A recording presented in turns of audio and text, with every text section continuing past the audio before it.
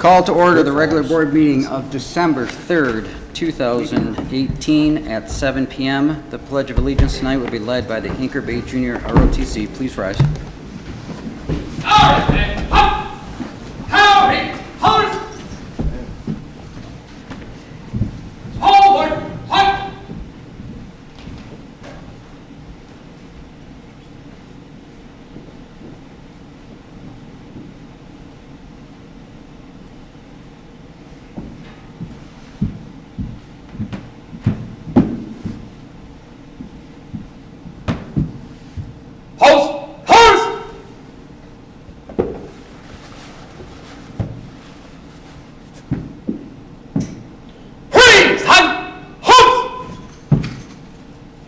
I pledge allegiance to the flag of the United States of America and to the republic for which it stands, one nation, under God, indivisible, with liberty and justice for all.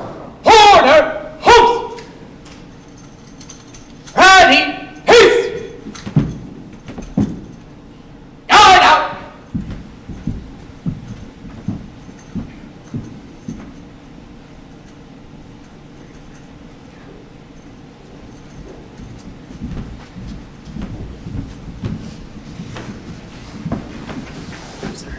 Round of applause for the young men and women of the Anchor Bay Junior ROTC. Item 3, roll call. Kirk Berry, please call the roll. Supervisor Acciavatti. Here. Treasurer LaFata. Here. Trustee Anderson. Here. Trustee Joseph. Here. Trustee Demink. Here. Trustee Vosberg. Here. Clerk Berry is here. All members are present. Item 4, presentations. 4A, Chairperson of the North Gratiot Cruise Foundation, John Johnson, presents donations to local charities. Welcome, Mr. Johnson. Good evening. John Johnson, 49650 Compass Point here in Chesterfield. And I'm the chair of the North Gratiot Cruise Foundation, and have been for many years now, primarily because nobody else wants the job. But nevertheless, we had another successful cruise here this year. And we have here with us our board of directors this evening, Joe Ballor from Ballor Towing, Mike Venditti from Bigg's Bar and Grill, Brad Malear from Malear and Depape, and Maria Moss from First State Bank. And so we've been together for a number of years now, since pretty much all of us since 2012. And the good news this evening is that with this most recent cruise, we've raised about $50,000 over the years for the community here, so it's a good story. And we've been giving back to local community causes all along the way. But these are the people that devote their time and make it happen, and on a day-to-day basis. But Mike has been there from the very beginning. He's on the ground working hard. Brad's doing the books, and Joe's supplying all the people, and First State Bank's supplying all the money.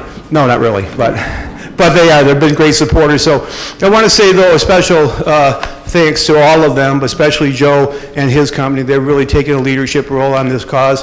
It's one of the premier events that we have here in the township every year, and I think it's been good for the township on a number of fronts. One of the things I hear from the business community in particular is that this was the busiest day this year that I've had. So that's what we want to try and accomplish, community spirit, and then giving back to the community. A special thanks to First State Bank. I'm thanking them all the time. I run the Chamber of Commerce too, but I see them everywhere. They're always helping out in the community. So a special thanks to First State Bank for what you do.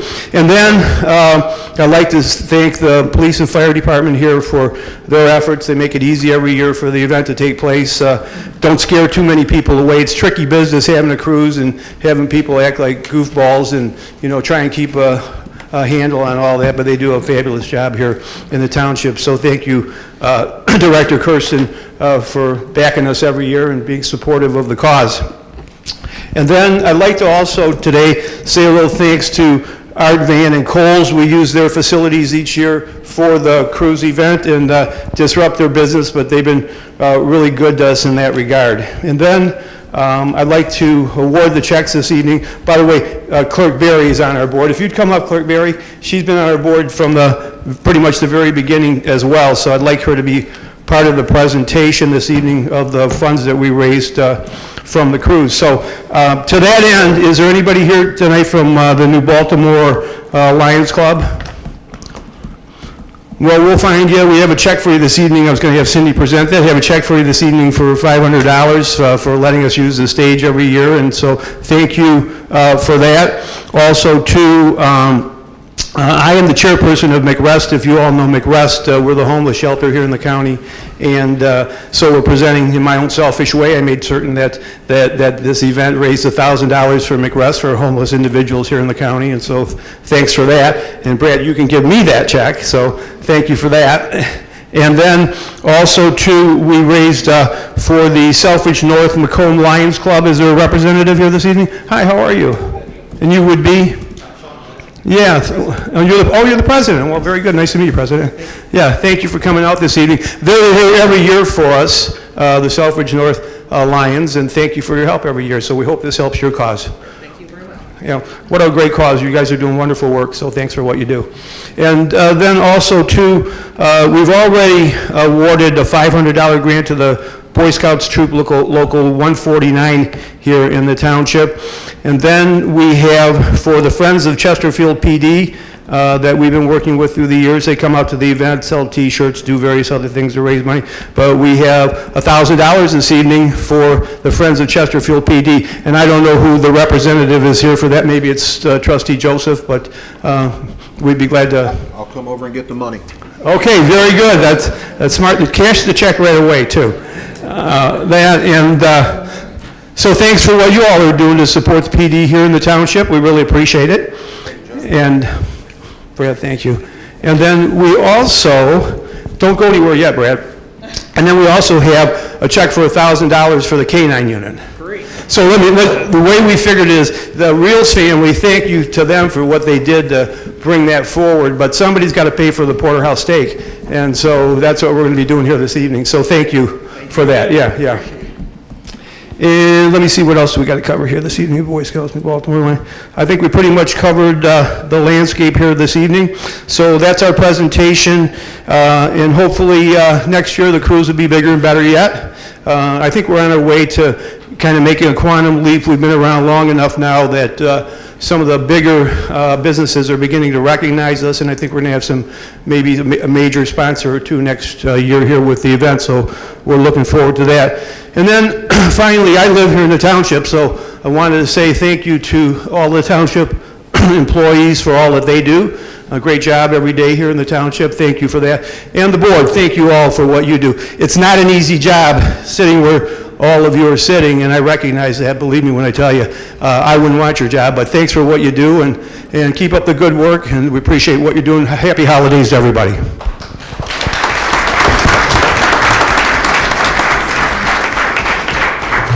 Thank you to Mr. Johnson and the North Gratiot Cruise.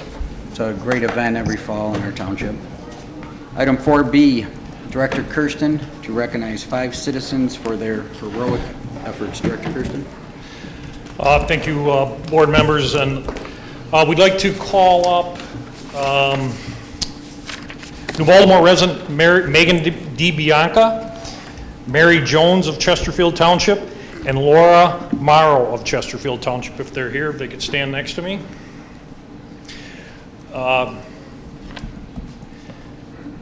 These individuals, we are recognizing them at the Public Safety Department on August 30th. We had a very tragic event where an autistic 7-year-old boy walked away from a home. He was gone for a lengthy period of time. Unfortunately, the child was located in the city of New Baltimore at the bottom of a pool. These residents took it upon themselves, while officers were canvassing the area, they got into the pool, they pulled the boy from the pool, immediately initiated CPR. Although we didn't have the results that we were hoping for, it was not because of the lack of effort that these individuals and these citizens put forth. So with that being said, we'd like to recognize you.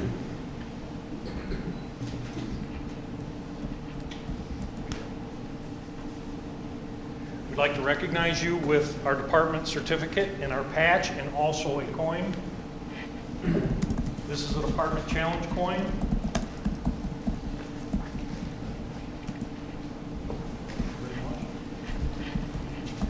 And again, recognize them for the efforts that they put forth, an effort that needs to be recognized, and we truly appreciate in the Public Safety Department. With that being said, I'd like to offer a round of applause for these individuals.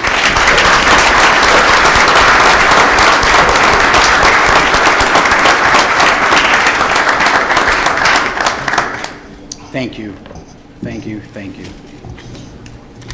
Item number 5, department reports. I've got one more that I got to recognize on a separate event. Back to item number 4, Pete.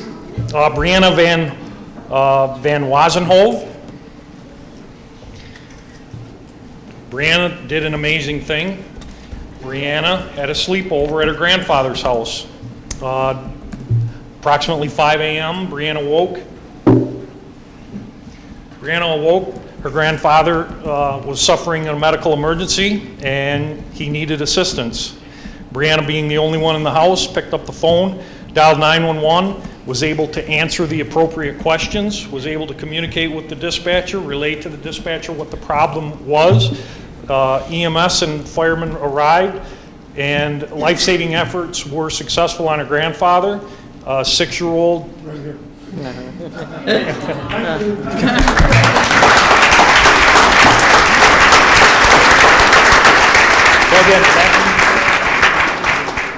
Dad, very proud. That's it? That is it. Thank you very much. Thank you so much. Brianna, thank you for your service and your help.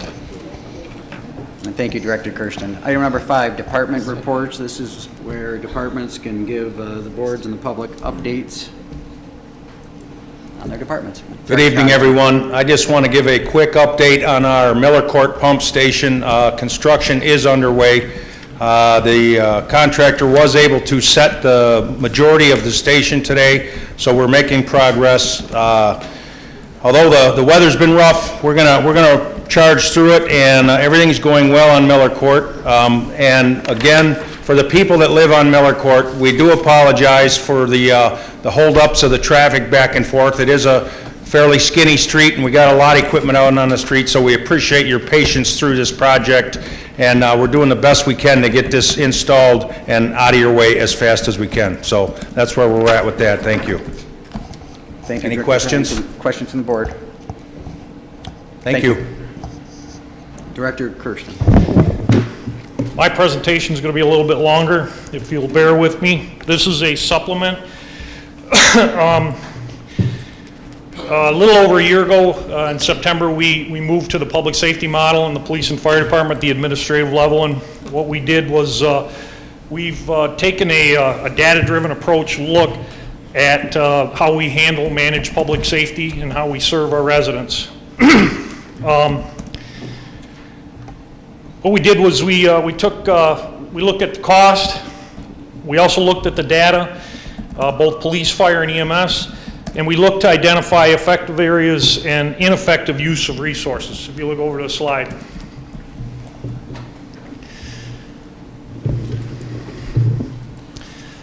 So this is going to be a real high level. It's going to be a supplement to what I had given previously. A lot of this is going to relate to the fire service and the fire service delivery model. As you know, the police department, we're going through an accreditation process right now. I'll come back to the board in the future with some recommendations and changes that we plan to institute over there once the accreditation process is done. So another note, MedStar is our private EMS vendor, our transport agency, and they also supplied us with some data. The dates here are from September to September. We looked at the workloads, both at the police and fire, and again, we also looked at MedStar that provided us their data.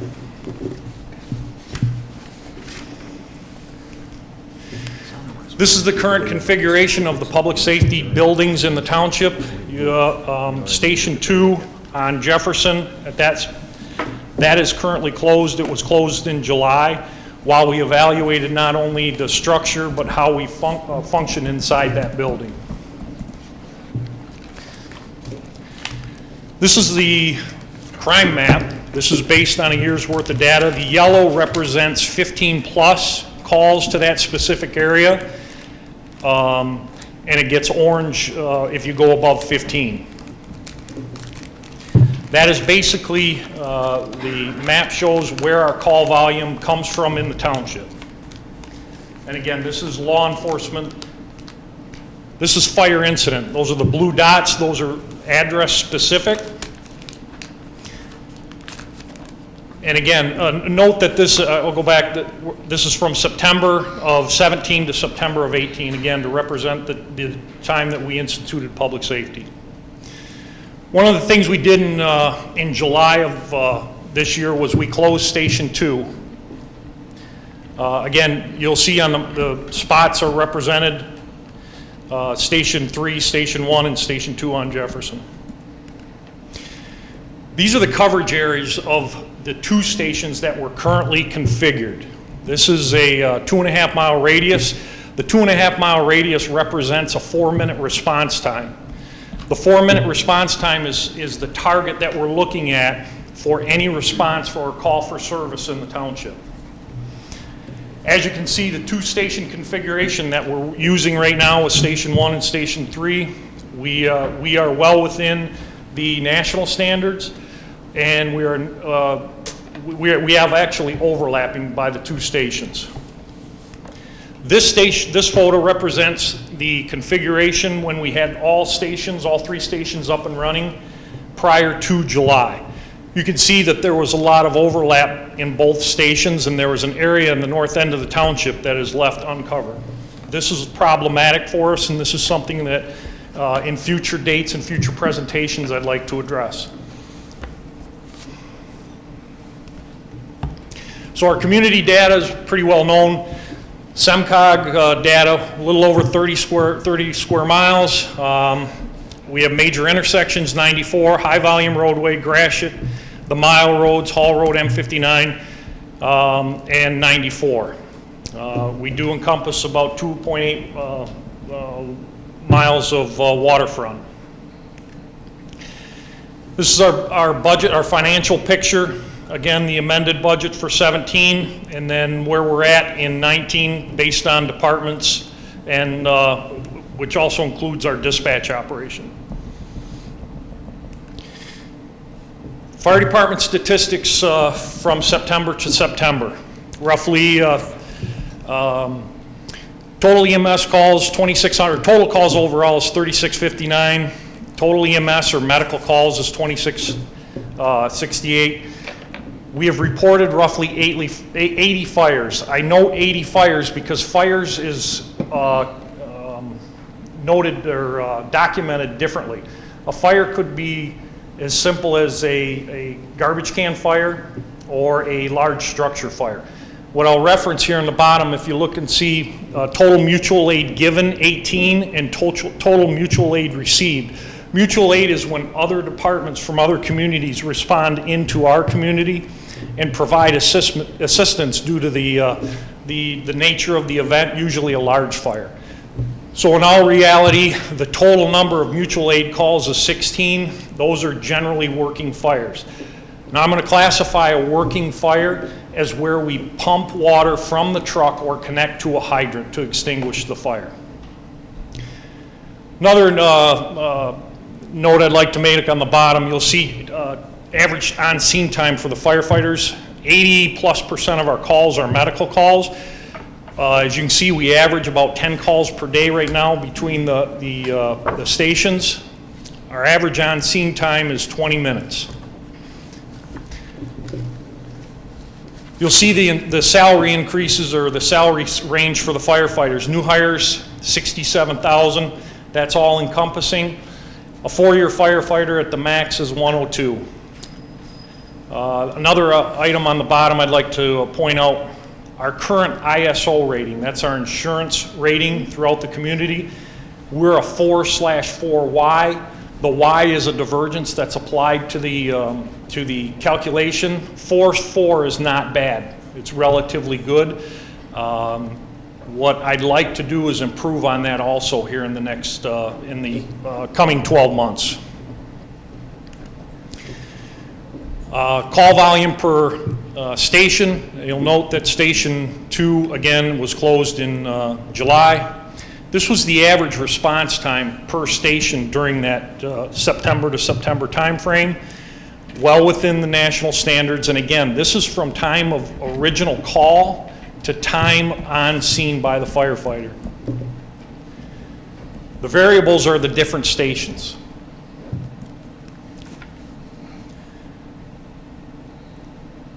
The majority of our calls, you can see the top 10 incidents. If you look across the bottom, you can see them. Again, 86% of our calls are medical response, where we're providing a medical assistance to a resident.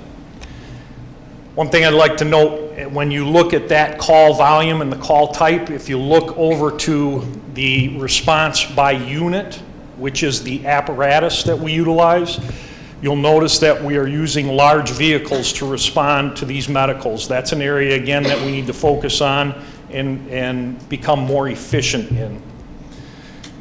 We've implemented the squads, which are the smaller vehicles. It was right within the end of this target area.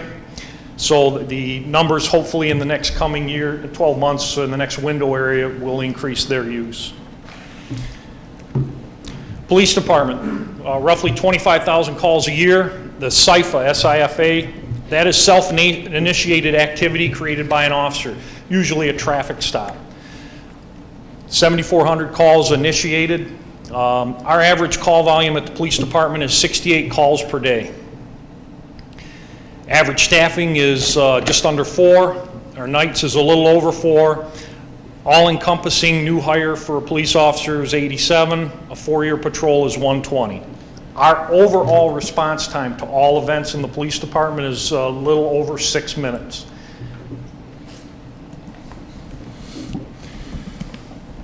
Again, comparing our top 10 call types, traffic offenses. If you look through the months, I'll demonstrate those are the number of calls per month that we dispatch to the officers.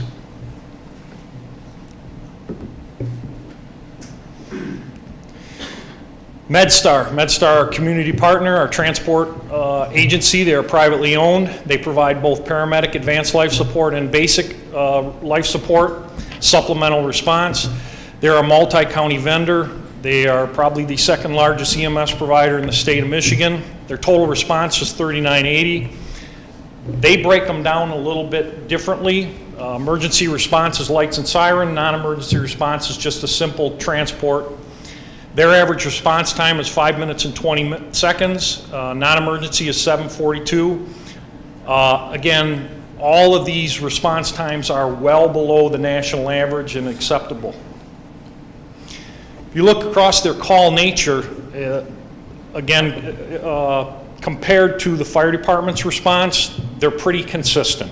They've defined them and broke them down a little bit further than what we did. We do at the fire department. But basically, that is the main source of their calls are other, which on the bottom you can see is kind of a coverall statement. So when we took this analysis, we sat back, how do we improve? What can we do to improve this? And there's a couple areas of focus that we want to get to. Do we continue the separate operations of the status quo with the fire department with their medical response as they're currently operating? Do we engage MedStar for medical first response to increase, which we have done in the last 6 months? We've asked them to supplement their response. They have. Do we increase the fire department staffing, provide an ALS non-transporting or transporting capability? Do we integrate medical first response into the police department, eliminating the FD response to medical calls? Do we increase our paid-on-call part-time staffing to support the fire department operations, or do we integrate a level of public safety cross-training, both police and fire, into the police and fire departments? It's kind of where I sat down and tried to narrow it in on a high level end.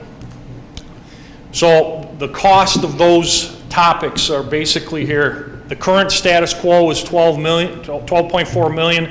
That keeps us status quo with the police and fire and our dispatch. To enhance the MedStar capability to a medical first response supplement with paramedic support is a cost of $215,000. There's an additional coverage that they're willing to provide to us with a cost, a supplemental staff over and above the original 215.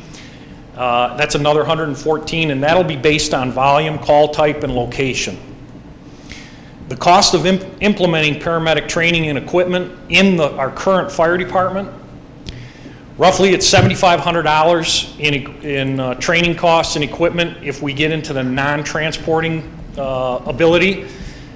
If we get into the transportability, you're looking right at $190,000 for an ambulance, for one ambulance. An EKG and 12 lead monitors, $25,000, stretcher, $12,000, miscellaneous items, about $10,000.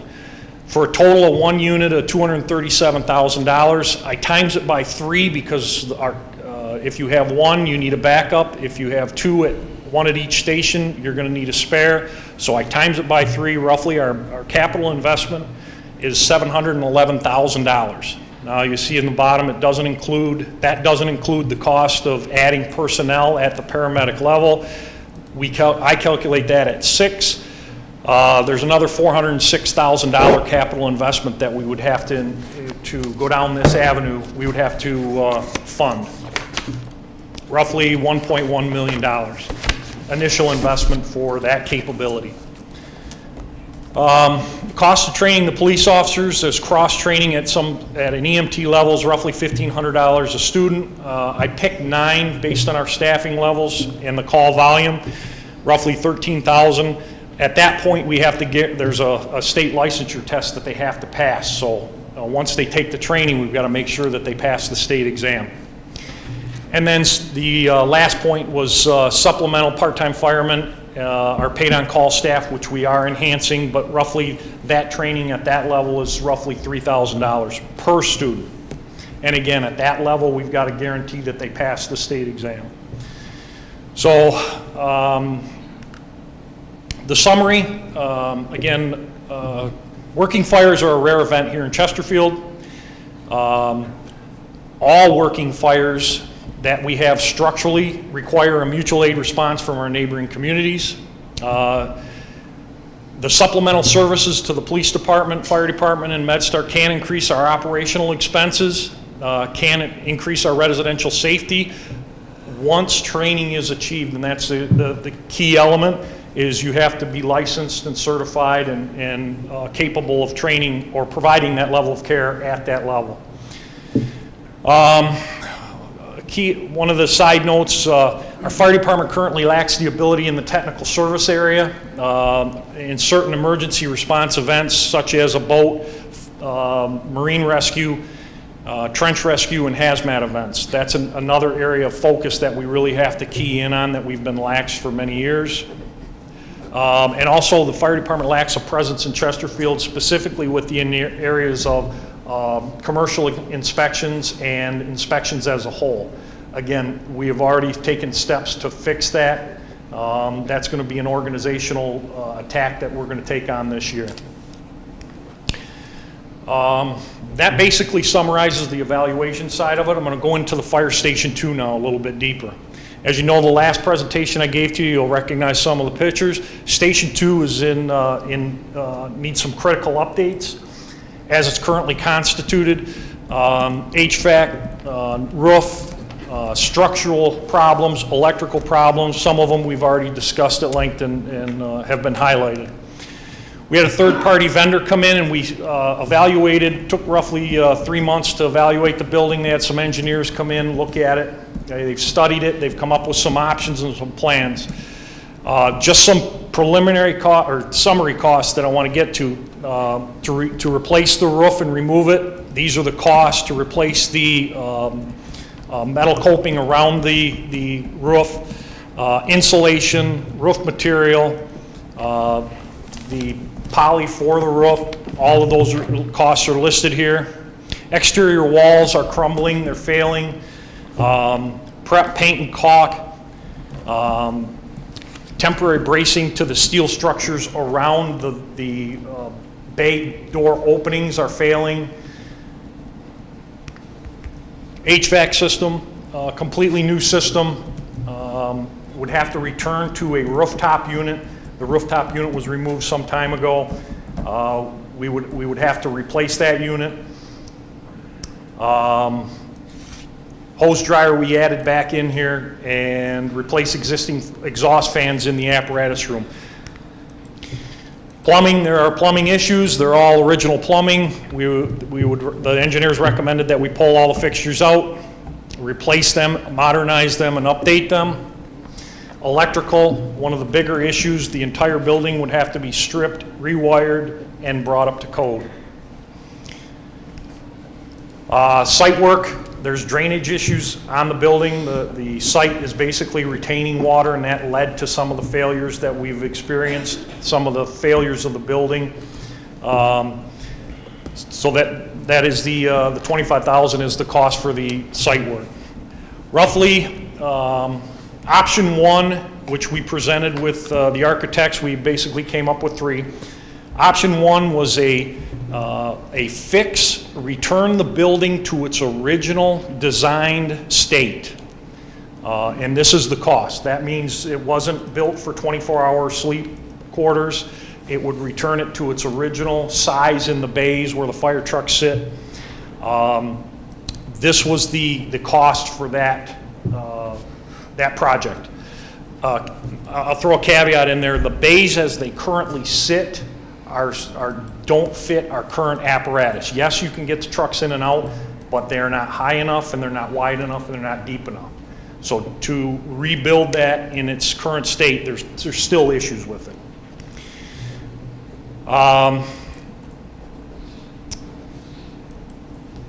This option two is an upgrade, and I'll show you on the plans that we came up with a 30 by 20 foot sleeping room addition in the back. It would at least reconstitute that building, but then add sleeping quarters for the 24-hour staff. Along with all those other upgrades previously mentioned.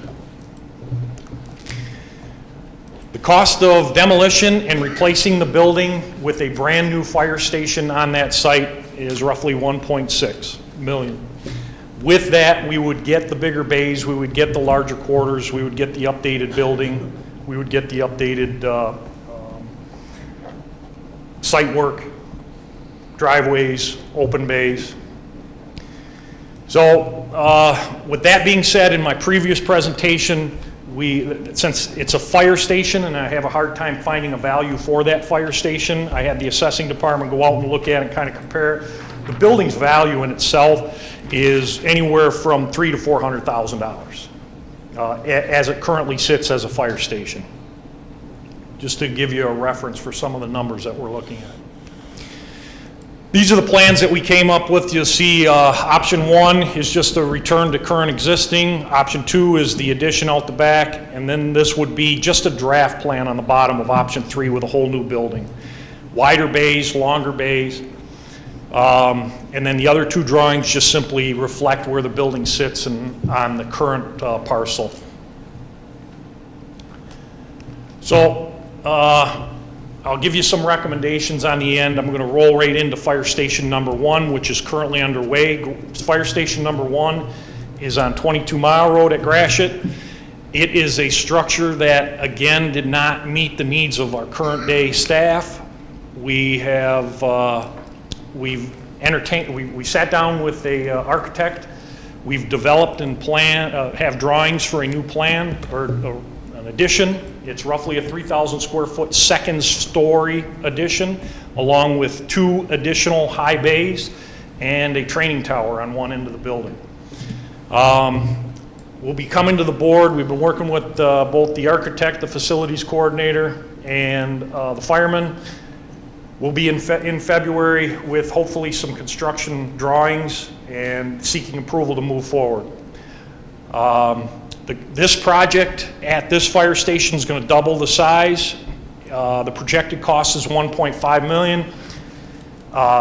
This will house multiple crews. This station right now, as we currently are constituted, this station runs 58% of all fire calls or requests for service of the fire department. This station is along the Gratiot corridor, and its station area runs up and down 94 and Gratiot. So where I ended up with, these are some recommendations I'd like the board to consider, and I can come back at another time where we can discuss each one of these in length. Number one, I would recommend that we engage our partner, MedStar, into an agreement, an advanced agreement, an enhanced agreement, to where we request that they supply us additional medical first responders and additional service as far as the transport side. I would recommend that we do permanently close and raise, and I don't mean raise it, I mean raise, demolish Fire Station number 2, and begin the process of relocating that facility in an efficient, more strategically fitting location within the community that serves the greater good. As I'll refer back to my original map, that station has a limited response area, and it's limited in value because it overlaps the other 2 stations. The third recommendation is implement and enhance the abilities of the fire department to respond and manage technical specialized rescues or response calls to our community, reinstitute annual fire inspections, and enhance the technical service training of the fire department, both in hazmat, trench, and confined space. That's my presentation. I had much more to give. I apologize for the condensed version. If you have any questions, I'll take questions. If you want to wait and request later, I can do that also.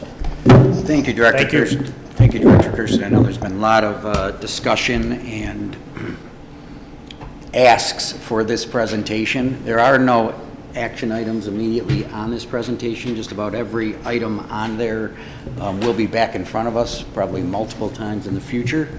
With that, I will open it up to the board if there are any specific questions now, but all of this will be back again and again as we move forward. Trustee Vosberg. Thank you. I have a question in general, and if you want it saved for the budget discussion, I can do that, but are any of these developed into your proposed 2019 budget? Yes. Okay, all of them? Yes. Okay, thank you. Well, let me restate. The enhancement for the EMS side is not. What we have done is funded other areas, and I would simply come back to the board and ask that be redirected into the MedStar enhancement. So if I'm understanding what you're saying, that list that you showed at the end there, that would be covered. There's enough in the 2019 budget to cover them. You might have to move some of the categories, but there's enough money for that. That is correct. Okay, thank you. Thank you. Thank you. Any? Trustee Joseph. In terms of the question that Trustee Vosberg asked, in essence, one decision would result in negating the other decision. So if you were going to redo the building, then you would probably go in a different direction as it related to the EMS enhancement, for example. That's correct. So the timeline, and I know we'll have more spirited discussion when it comes back, but the timeline, one of the slides you talked about training current firefighters and upgrading their medic status so that we could be an ALS department. I was curious, I did a great job with the money. How long would that take conservatively, given the current level of training and the length of time that it takes to become a paramedic? You're looking at 12 to 18 months to institute just the training level of that. Then there's a state licensure that you need to achieve. There's no guarantee that individual would pass that. I would have to go back to the open market and try and recruit those individuals to come into the department, although I would offer it to the current employees. But you're looking at 12 to 18 at a minimum to institute that. Maybe a better question for Mr. Duchesne in our HR department, but in terms of forcing anybody to become a paramedic, their contract, I thought we discussed this previously, there's nothing in the contract that requires current staff, and I understood it to be about half would need that training to force anybody, or if it wasn't something that at a particular stage in their career that a firefighter wanted to do, you couldn't contractually, you'd have to come in with new staff, if I understood it right. That is correct. I could not mandate that a current employee receive that training. The other issue with regard to the boat, trench, hazmat, one that was left off, but I know we talked about before, was we get a lot of ice fishermen that require rescues, and the technical, in essence, what I heard your presentation to be is that maybe the fire department collectively focuses on fire and rescue. Then we look at a lot of these medical runs, which could be serviced faster, better equipment, in a contractual relationship by enhancing our, is that a fair? That's one of the messages I'm glad you received, because that is exactly it. There may be an avenue that we walk away from the medical side in an entrenched, providing all-encompassing service. We get into the technical, the rescue, the more managed rescue aspects of the job. Well, I know we have a big agenda. There's a bunch more, but I'll wait till the more detailed presentation when we get drilled down on exactly what it is we'd like to do. But great presentation. Thank you, Director Kirsten. Clerk Barry. Thank you, Mr. Chair. Director Kirsten, a couple of questions on some of the recommendations. Recommendation number 2, which is demolition of Fire Station 2. Do we have any demo costs on what that's going to be and timeline on that, if we were to go in that direction? No, I didn't parse those out on the bid that came in, on the quote that came in. I didn't parse those out. I should have. It was my question too. I can get that. I think that's going to be less than an unreasonable amount. Okay. And also, any idea on timeline on relocating that station? Well, the location of a fire station, we need to take time and sit down and see where the community is going, where our service calls. I tried to give you a snippet of it, where our volume is at. That location, Station 2, manages 1.7 to 1.9 calls a day. The other stations are doing 5 and 6 calls a day. So I would like to, there's a consulting company that comes in, you sit down with SEMCOG and all those other agencies that plan and really lay out a vision for it. Okay, and last question is fire inspections. I'm glad to see that you've made that a priority in getting back to fire inspections. I know that that's been something that has been a regular request in terms of concerns about getting fire inspections done and so forth. Do you plan to hire new employees to do that, or do you just plan to reassign some of our existing employees? In our current hiring plan that we're in there right now, I believe there's enough people to fill those 2 roles as we negotiated with the firemen. We have to get them trained and get them up to speed, but we're trying to do it as fast as we can. So no, the model that we have right now, that pool would come from there. Mr. Supervisor, make a couple more notes. Just July 13th, since we've done this analytics and we're monitoring them now, our response times in the fire department, we're actually responding to calls 27 seconds sooner than we were months ago when this study was taken. We're now monitoring the dispatch time to the time that what they call rollout time or turnout time, to the time that they get in their vehicle and call en route to the time where they get on the scene. So we're now beginning to monitor all that sort of activity, not just on the police side, but on the fire side too, and we're going to do better on all of that in that area. Any further comments from the board? This will be back multiple times on multiple issues for board consideration, but thank you for your thorough presentation, Director Kirsten. Thank you. Item 6 is the consent agenda. All items under the consent agenda are considered routine by the board and will be enacted in one motion. There's no separate discussion of these items. If discussion of any item is required by a board member, it will be removed from the consent agenda and considered separately. Public comments on the consent agenda are permitted. Tonight's consent agenda include approval of the minutes of the regular board meeting of November 19th and the special board meeting of November 26th, 2018, approval of the agenda, and approval of the payment of bills as submitted by the Finance Department. Mr. Supervisor, I'd like to make a motion to approve the consent agenda as presented. Motion by Clerk Barry. Mr. Supervisor, I'd like to support that with the request for removal of item C, the payment of bills. I have a question on the bill run that I'd like to ask Treasurer LaFata, so I'd like to have item C removed. A motion to approve. Clerk Barry, will you amend your motion? I will amend. Motion to approve items 6A and 6B of the consent agenda. Discussion. Clerk Barry, please call the roll. Clerk Barry, aye. Trustee Joseph. Aye. Trustee Anderson. Aye. Trustee Vosburgh. Aye. Trustee Domingue. Aye. Treasurer LaFata. Aye. Supervisor Acciavatti. Aye. Motion prevails. Item 6C, approval of the payment of bills by the Finance Department. Do I have a motion to approve? So moved. Motion by Trustee Vosburgh, Support. support by Trustee Joseph. Just a question for Treasurer LaFata or whoever's prepared to answer. The question that comes on the bill run, it would be page 26 of, sorry, scratch that. It is page 28 of 136. It is fund number 701-000-282. That is a Fund 701 Trust and Agency. There are a couple, but the largest one is an $8,500 payment to community planning for a PUD approval, PUD 2018-32.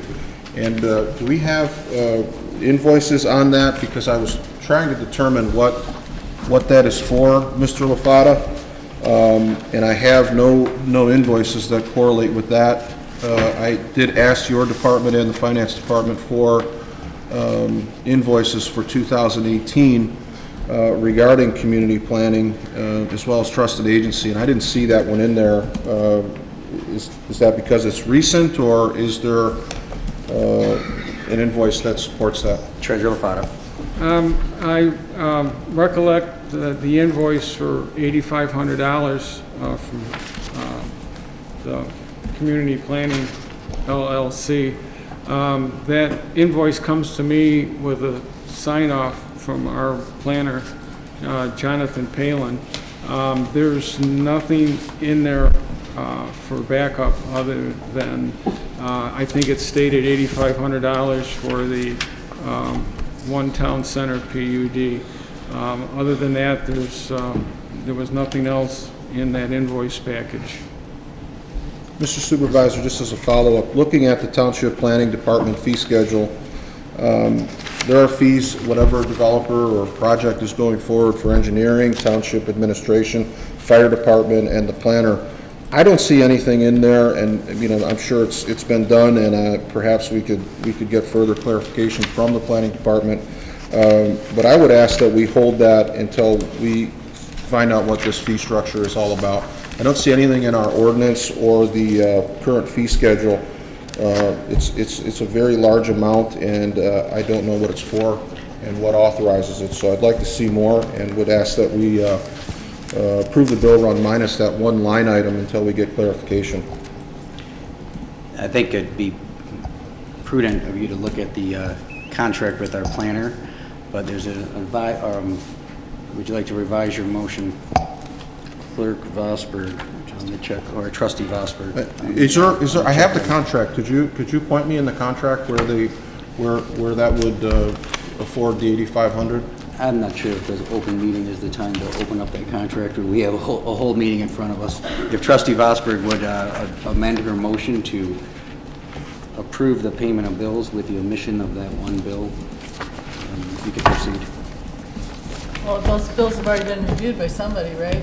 That's correct. Okay, then, no, I won't amend it, but if Mr. Joseph wants to offer an amendment to the motion, he can. But I won't amend the original motion. I don't know that I can amend her motion. I guess I'll just withdraw my support. Somebody else can do it. Motion by Trustee Vosburgh to approve the payment of bills as submitted by the Finance Department. Hold on. Hold on, we have a motion. We need support before we can have a discussion. Second. Second by Clerk Barry. Discussion. Treasurer LaFata. I'm assuming that there was a motion to pull that invoice to investigate the work product and the... There was not. Right now, the motion on the floor is to approve the payment of bills as submitted by the Finance Department. Even if the board does approve those payment of bills, as the treasurer, I will pull that out, and I will request that we at least go through the formality of reviewing the work product before the check is written.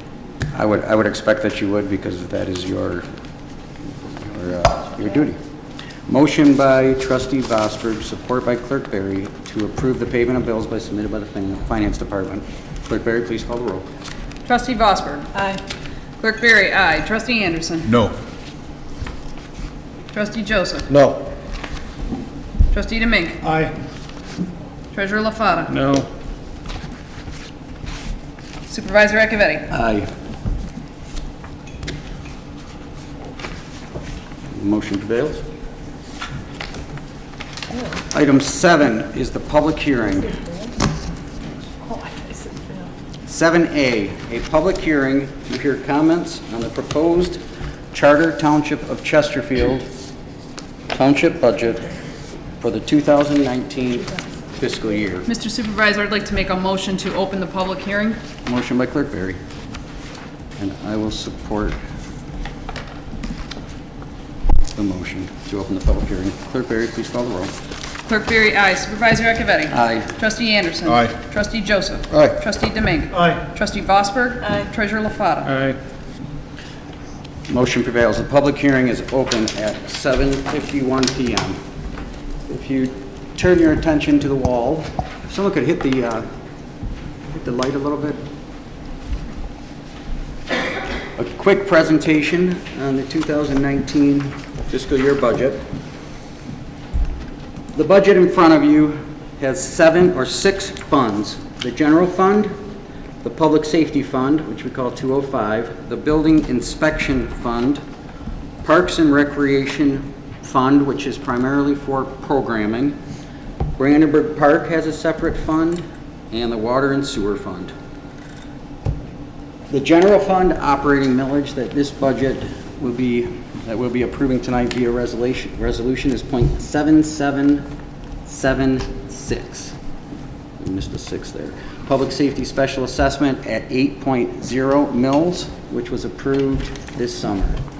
The 8.7776 mils is a slight decrease in rate from 2018. The general fund, just a quick snapshot of this fund generally runs or funds 22 separate departments or separate funds within that. You'll see it in your budget, your budget package that was presented. The revenue sources, 50% of the general fund comes from state revenue sharing payments, which is formula driven from the state of Michigan, and that is 50%, just over 50% of our general fund revenue. A property tax rate of just under a mil, 0.7776, is about 16 or almost 17% of this budget, which is 1.3 million. There's a number of other revenue sources, outside revenues such as franchise fees. We have a tower rent, smart revenue, grants, which would vary from year to year depending on what relationships we have with outside agencies and partnerships. User fees, fund transfers, those are items that other funds, those other 5 funds that I laid out in the beginning, would pay the general fund for services or reimburse general fund for their services. At the end of the day, it's all Chesterfield Township's tax dollars, but to allocate for what actual costs are, that's what that is. And there's a little bit of interest income, which is 7.52 million. Quickly on the expense of the general fund of 3.8 million, approximately 61% in 19 will be employee and personnel costs directly, 1.6 million or 20% operations and maintenance, and approximately just over 18% of one-time capital improvements.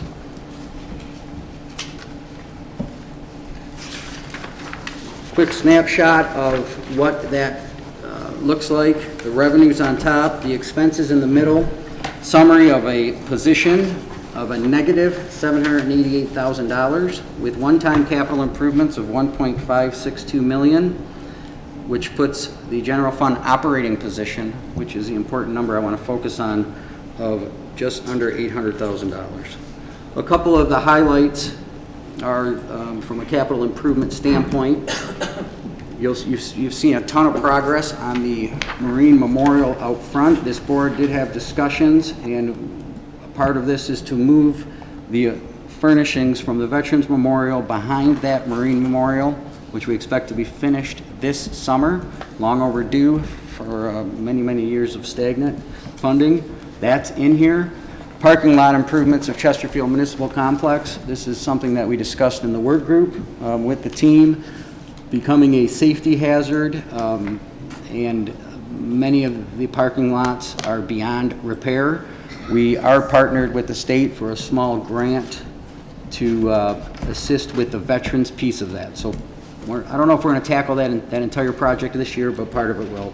Union Cemetery, this is something that's been on the mind of the board for quite some time. Part of this budget is to rework the fences and start the project of working on that cemetery fences, property line, cleaning up, which we've already done some, eventually some monument relocations and preservations. Part of this general fund project is continued participation in the Macomb County Department of Roads re-gravel program.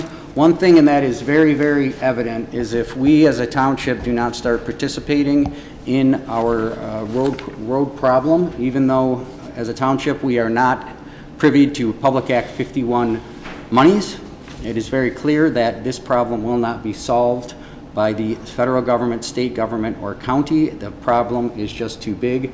So we must participate as a township government. This budget does start that process by continuing participation in the re-gravel program and allocating resources for a special assessment district match program. And that'll be to be determined and back in front of this board at some point.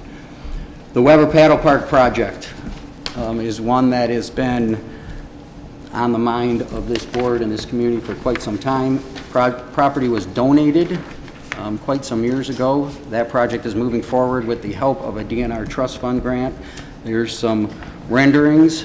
It is going to coincide with the Jefferson Road Bridge project, which will be starting March of next year. Pedestrian and safety pass. This is another emphasis that this budget will have. There will be funding to begin processing begin a program basically on participating in pedestrian safety, non-motorized paths, and street lighting. The first piece will be lighting for the Jefferson Road Bridge that you'll see coming, along with participating in some pedestrian crossings that are safety or that are safer, and I would anticipate this continuing as we move forward. Quick snapshot on the general fund. Our fund balance at the end of fiscal year 19 will be approximately $9.2 million, and that is with $1.56 million in capital improvements. We are continuing to be forward-thinking, finding many best practices as possible, whether they're technology or putting us on a stable multi-year path in the general fund. The next one is public safety. We did run through this in very much more detail last summer when we did the special assessment district public hearing. The millage for general fund is 8. This runs down the expenses, which I'll run down on the next slide, with the position and the net position of a positive $605,000. We did have some discussion with Director Kirsten's presentation. There will need to be amendments to this budget as we pass, if passed as is, to account for changing the funds and the location of the decisions that we make. On the revenue side, for public safety standpoint, a vast majority of the revenue in our public safety fund is from property taxes, 94%. There's some use fees in there, which if you're using our public safety services, generally you're paying for them, and don't recommend you pay those. There's some outside revenue, dispatch, our relationship with the City of New Baltimore, and the 911 fees, along with some interest income in the various accounts, grants and donations, and a small piece of it is sale of fixed assets. On the expense side, 84% of our operations budget is 100% directly related to employee costs. It is not feasible or possible to cut our public safety budget without talking about people, without talking about personnel. That is where the bulk of the revenue goes. Operations and maintenance makes up about 16%. And in this budget, one-time capital is $2,450,000. The one big highlight for one-time capital, Director Kirsten did highlight, of $1.5 million to upgrade the 22-mile road fire station. Snapshot again, with all of with that budget as passed at the end of the year, fiscal year 2019, fund balance would be approximately $7.8 million. Our public safety model is providing a stable funding and a secure future, something that this community has not had for quite some time. We are structurally balanced with a structural operational surplus of $605,000. The next fund would be building inspection fund. The revenue from that comes essentially from user fees, which would be building fees. The cost recovery piece would be bond forfeitures. That department approximately costs $1.1 million. The expenses is broken down as follows between employees and operations. No one-time capital there. The key to this building inspection fund is directly related to the number of permits, whether they're residential, commercial, or industrial, and the growth of our community. Without growth, smart, sustainable growth well into the future, suddenly this department becomes a liability and not a break-even or potentially a surplus. Parks and Recreation is another one of the funds. It's the 508. This is primarily the programming piece of Parks and Recreation. Again, user fees makes up a big chunk of it. Those would be the actual fees paid for baseball and all the other programs that we have. And the expenses break down with the majority of them coming from operations and maintenance. And again, that does not include the general fund portion to run Parks and Recreation. Brandenburg Park is another fund that brings in approximately $148,000 in revenue is what we're projecting for next year. Those would be gate fees to get into Brandenburg, pavilion rental, a little bit of interest income. The expenses are primarily operations and maintenance for that park. This is a depreciated fund, and I know that the board has been over and over this again as we move forward, but I wanted to lay that out. Some improvements at Brandenburg Park. Our recreational courts are in deplorable condition. They have been for a while. This budget does have funding for improved tennis, basketball, and pickleball courts at its current location, which again, all of these projects will be back. The seawall shoreline project, which has plagued this park for the better part of the last half a decade, includes a design-only grant through NOAA that will be back in front of this board in the very near future. Water and sewer, this is an enterprise fund. Treasurer LaFata with the Water and Sewer Rate Advisory Board, and I know we're short on time here tonight, so I just included a very quick snapshot. Vast majority of the revenue into water and sewer is user fees, no tax dollars, comes from water bills and sewer bills. And I think I lost my clicker. Oh, here we go. And the expenses break down as follows. This is also an enterprise fund with a depreciated asset, which is different than the general fund and the public safety fund. That's where that $2.3 million pops up. There's a summary of the proposed budget that's in front of you.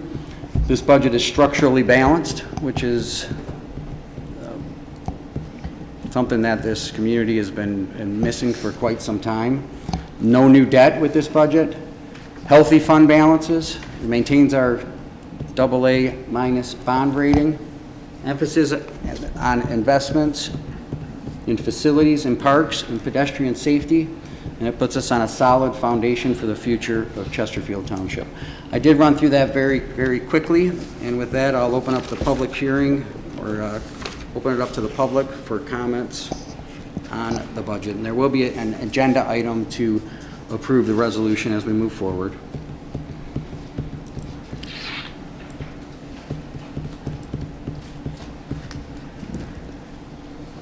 Please state your name for the record. And Joe Kadich, live on Sutton. Had more questions on my paper here, but some of them were answered with the explanation from Director of Public Safety. It was a nice study, by the way, excellently put together.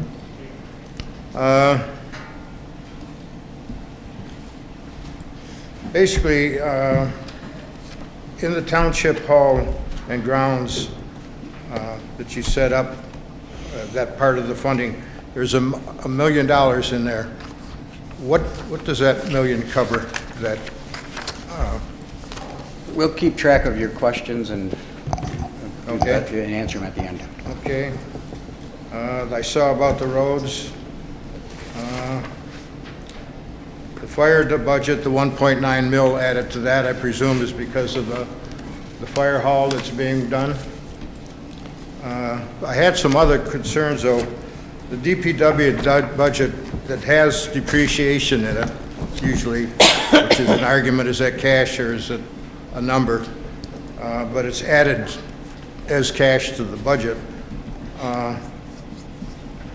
Basically, it's not separated when it goes into the enterprise fund. And historically, over the years, I think there's about $2 million every year from that. It should be about another $2 million coming out of the water bills, giving you about $4 million a year for line replacement. 3 or 4 years ago, we went through this and said, and the water department then said that there were a number of lines that should be replaced. I think the biggest one was 23 My Road. That was about $4 million to do that. Some of the older lines in this township are 40, 50 years old, but nothing's been said in here about the line replacement, and it's not separated when it goes into the enterprise fund, and it leaves me a little concerned. Just within the last 4 years, there probably should have been, as part of that, I guess now $12 million in the enterprise fund, there should have been 8 or 10 million at least separated for depreciation and sought after and used to replace the aging lines. I'm afraid if one of these lines goes, if that money is used someplace else, then it's going to come back and say, we've got a problem, we're going to have a bond issue to replace whatever goes, while this other money that should be there is being spent. So I'd like to have some type of system put in place where that money is allocated and separated. You keep a certain amount of that enterprise fund for bond debt, I believe, 3 or 4 million a year that you can't touch. I'd like the same thing set up, see it set up, allocated strictly for replacement. So it's there when it's needed, and see what comes out of the water department about annual replacement of lines before we have a catastrophe here. The other thing I wanted to say about the DPW is, a couple of years back, I had a problem with the water at the house. We had a taste problem. The water tasted foul. It lasted for a while. DPW came out, took a sample, tried to get a sample done. The Detroit water system at that time was supposed to come out here in 7 different places in the township, take samples, and every week post them what the results of those samples are. That wasn't available. They couldn't get the Detroit water system to test the water from my house. Ended up going to New Baltimore. They tested it. The only thing they could test for was for biological problems. But we weren't getting sick, we were just getting some bad taste. So there's something in the water. One of the explanations that came out was maybe they flushed the fire lines, and that could have caused some turbulence in the system and dragged something into the house. but I would like to see the water department start something, because if everything else that's going into our water system and all of the problems that you're reading about with the water, even if it's from Detroit, who can't test for other systems, work together with SEMCOG and then work with Great Lakes to set up a system so that they test for everything periodically out here. And not just at the places that they had. Some of the places they were supposed to be getting testing from didn't even exist anymore. So I'd like to see the water department come up with something to work with to assure that we're getting water that is good. Thank you. Thank you. Any further public comments?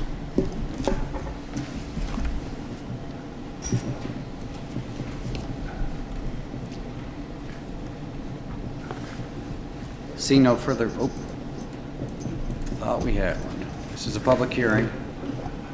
See no further public comments, do I have a motion to close the public hearing? Motion to close the public hearing. Motion by Clerk Berry, support by Trustee DeMink to close the public hearing. Clerk Berry, please call the roll.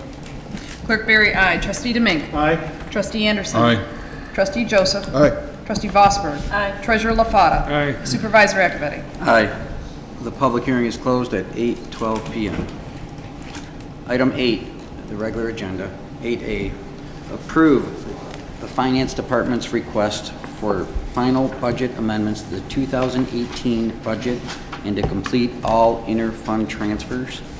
I'll make a motion to approve as stated. Support. Motion by Supervisor Acciavatti, support by Trustee Vosberg, and Director Bauer is here. If there's any questions.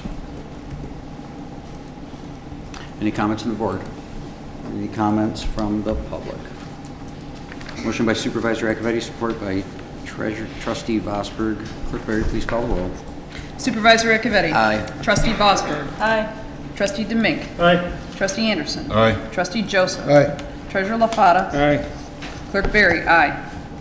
Motion prevails. Item 8B, approve a request by the Finance Department to adopt Resolution 2018-19 to approve the 2019 fiscal year budget. Motion to approve Resolution 2018-19 to approve the 2019 fiscal budget. Motion by Clerk Berry. Support. Support by Trustee Vosberg. Discussion. Clerk Berry.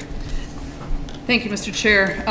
Would like to point out to the board members that there is a change to the resolution, an update that was made. You should have the updated resolution in front of you.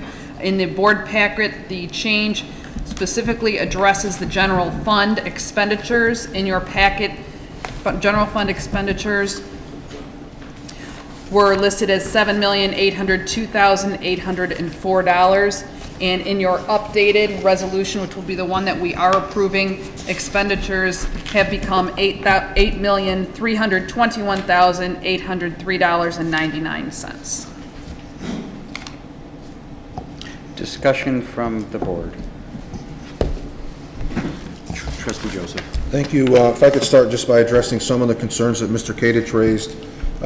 The issue regarding the $1 million in grounds, there was a line item and I don't know where Mr. Kadich went, but Mr. Kadich, what we talked about was roughly $8 million in the fund balance, and there is a need for some dramatic improvement around the township. We've kind of been operating for many years on a fix it on an emergency basis only, and it has resulted in some dangerous conditions. There are things around the township that have been that have surpassed their working lifetime.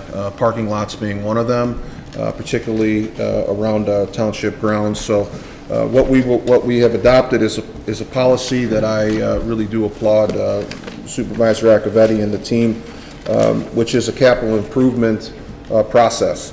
What we will do is look at individual projects. They will go forward, they'll be fully vetted and then brought back to the board for discussion. And as you get multiple projects, you triage them. We look at what we have available to fix and what is the most dire that needs to be done. The issue involving Mr. Kadich raised involving the DPW depreciation costs and line replacement within the enterprise fund.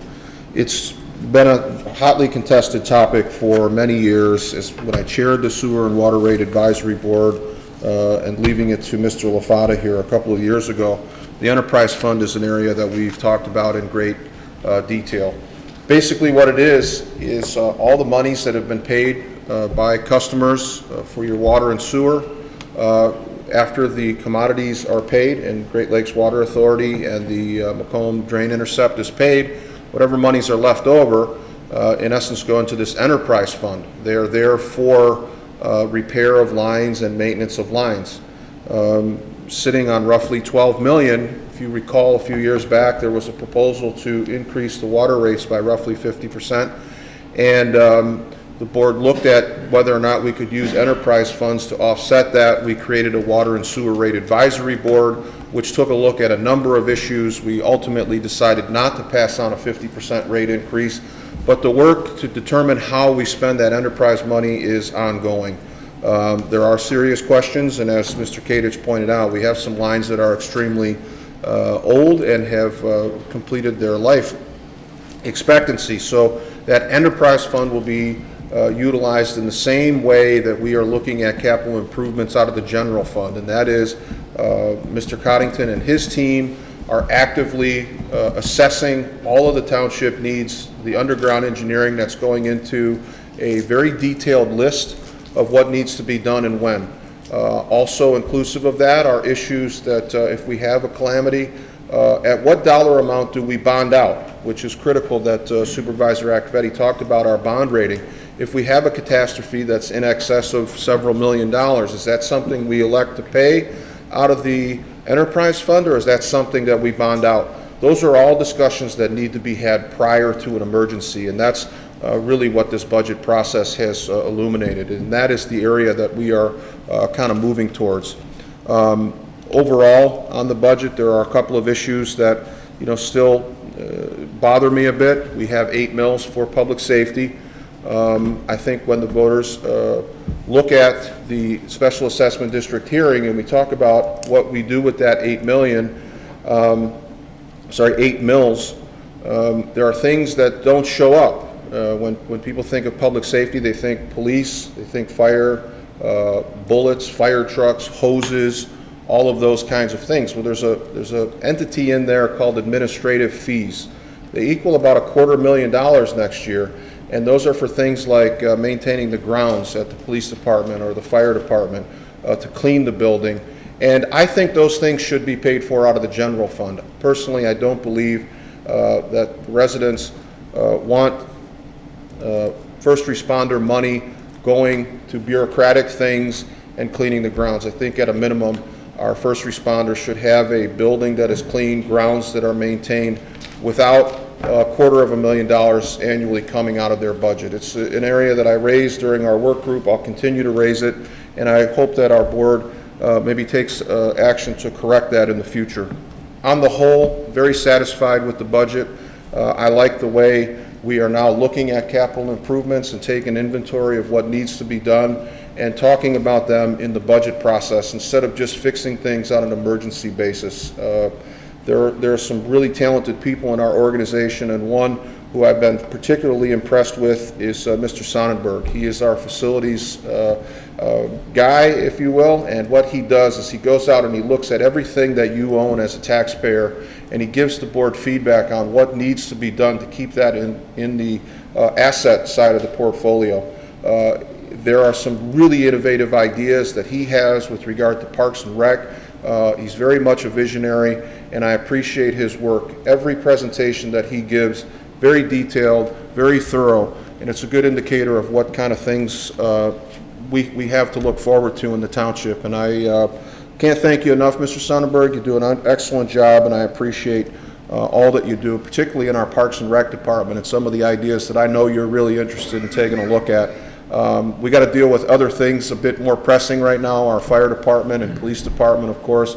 But please keep up the good work over there, and thanks for all the insightful presentations that you provide the board with, and gives us a clear indication on how we need to move with our residents' tax dollars. So thank you, Mr. Supervisor. Treasurer LaFata.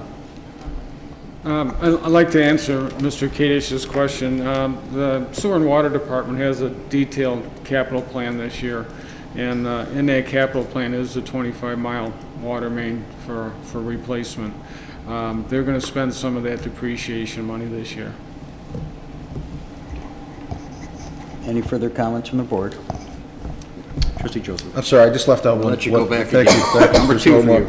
I forgot to mention the most exciting part of our budget. It is the revenue side. And it's difficult as a government to talk about revenue unless you're talking about increases in taxes. But revenue in our township really is not coming from taxes. Where the bulk of our energy is coming from is we see increased activity in the building department, increased activity in developments, both commercial and residential. I see a number of members of our planning commission here today, and I know that they are very excited about an item that's on our agenda tonight, and that is a PUD approval for Town Center. And if anybody's been over to the Cabela site and you wonder what's coming next, they got all this activity over there and all these rumors about what's coming. And if you've been to Cabela's on Black Friday, if you've been to Cabela's on Christmas Eve, you'll see it's one of the most populated Cabela's stores in the fleet, and there's no real dent in the traffic. It is a perfectly laid out position place for incredible development to take place. There's still 160 acres there left to develop. We have an agenda item tonight to approve a really exciting PUD that will bring in more development there. But that's how we grow the township. We grow the township through smart development. And when we look at some of the residential potential we have on our north end, Story Point, a wonderful addition, and the wonderful things coming to us over at Town Center, it really is a very optimistic time. We do that by growing our community through smart development, and I'm very, very excited about some of the projects coming our way, in particular the one down at that Cabela's property. Thank you. Any comments from the public on item 8B to approve the 2019 fiscal year budget and resolution? I'd like to thank Finance Director Ballor. There have been a lot of changes in the last 2 years, and there'll be a lot more coming. Very, very proud of how far we've come and what this document and this budget represents. The administrative fees, that's a discussion that Trustee Joseph, along with the entire board, and I will be having. Your point's well taken, but that's going to be a board decision as to how much general fund supplements the additional funds. The important thing was, and I apologize that the presentation went quick. I know we have all the way to item N and M on the agenda, and we're only on B, so I did go through that presentation very quickly. But the underlying purpose of those fees is to know what things cost. When we know what our public safety costs, then we'll be able to make better decisions for its future. Same thing with each and every department. When you know the fully utilized costs, and that's what those administrative fees are meant to do. They're meant to capture the costs so that we know exactly what they are, and then we as a board can make decisions as to where we fund our priorities. I do appreciate the work groups that we had and the many, many discussions and the need, and I would appreciate your support for starting to invest in pedestrian safety, whether it be sidewalks and non-motorized paths, or lighting, or crosswalk safety, and our facilities. We had a rough 10 years, just like every other municipality. We were on a trajectory that was very, very dangerous, and legacy costs, medical burdens, and our facilities and our parks suffered. And we see that around us. You see it everywhere. You see it in tennis courts, you see it in our roads, you see it in the buildings, and you see it in the structures. And starting to invest in those facilities, dispose of ones that we no longer need, will put us on a path where we don't end up with emergencies. And I think this budget puts us a long ways down that road. So I thank you, Director Ballor, for all your work. Approve the request by the Finance Department to adopt Resolution 2018-19 to approve the 2019 fiscal year budget as amended by Clerk Berry. Motion by Clerk Berry, support by Trustee Vosberg. Clerk Berry, please call the roll. Clerk Berry, aye. Trustee Vosberg. Aye. Trustee Anderson. Aye. Trustee Joseph. Aye. Trustee Domingue. Aye. Treasurer LaFata. Aye. Supervisor Acciavatti. Aye. Motion prevails. Item 8C, adopt ordinance number 171 of the Chesterfield Township Code of Ordinance for the prohibition of marijuana establishments. Mr. Supervisor, I'd like to make a motion to adopt ordinance number 171 of the Chesterfield Township Code of Ordinances for the prohibition of marijuana establishments. Support. Motion by Clerk Berry, support by Trustee Vosberg. Discussion. Second time in front of us. Comments from the board. Comments from the public. Clerk Berry, please call the roll. Clerk Berry, aye. Trustee Vosberg. Aye. Trustee Anderson. Aye. Trustee Joseph. Aye. Trustee Domingue. Aye. Treasurer LaFata. Aye. Supervisor Acciavatti. Aye. Motion prevails. Item 8D, set a public hearing for December 17th, 2018 at 7 p.m. to hear comments regarding the reprogramming of the 2018 Community Development Block Grant Funds. So moved. Motion by Trustee Joseph, Second. support by Clerk Berry. Discussion. Motion by Trustee Joseph, support by Clerk Berry. Please call the roll. Trustee Joseph. Aye. Clerk Berry, aye. Trustee Anderson. Aye. Trustee Domingue. Aye. Trustee Vosberg. Aye. Treasurer LaFata. Aye. Supervisor Acciavatti. Aye. Item 8E, approve a request by the Clerk's Department to approve the 2019 Township Meeting Calendar. So moved. Support. Motion by Trustee Joseph. Support by Trustee Anderson. Discussion. And Clerk Berry, if you could, I believe we just got a copy of it recently. Correct. And the most notable change, most of it is pretty routine, except for one very notable change. I think we've had discussions about this. For many years, our township board meetings have been on the first and third Mondays of the month. Oftentimes, those meetings have to be rescheduled due to federal holidays that fall on the first Mondays or third Mondays of the month. Particularly, that occurs in January for Martin Luther King Day, February for President's Day, oftentimes, as well as every September for Labor Day as well. For example, in 2016, we actually had to move 5 different meeting dates in order to satisfy federal holidays.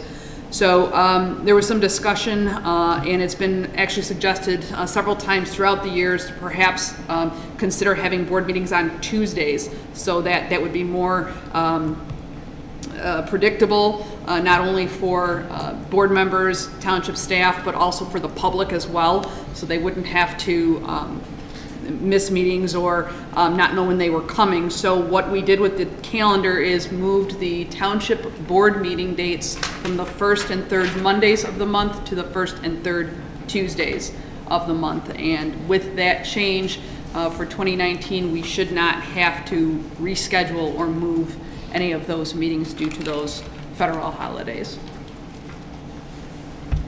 Thank you. Trustee Vosberg. Thank you. I agree with the changes for the reasons stated. I do notice that on here, there are dates set for the Historical Society. That's really not under, we don't really determine those. Is that just a placeholder based on past experience? It is, and we also have the, you'll notice beautification would fall under that same category as well. They set their own schedules.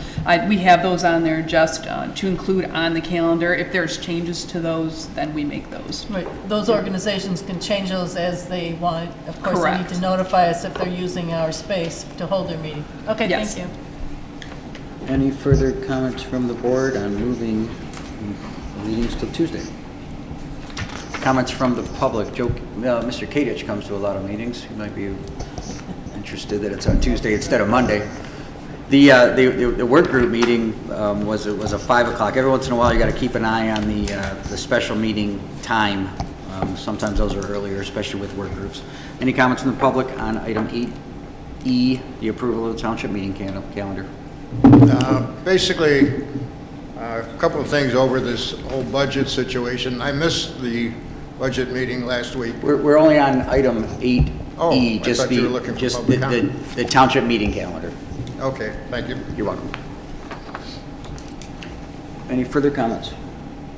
Motion by Trustee Joseph, support by Trustee Anderson to approve the request by the Clerk's Department to approve the 2019 Township meeting calendar as submitted, and this will be posted in the minutes since it wasn't in the Yes. packet.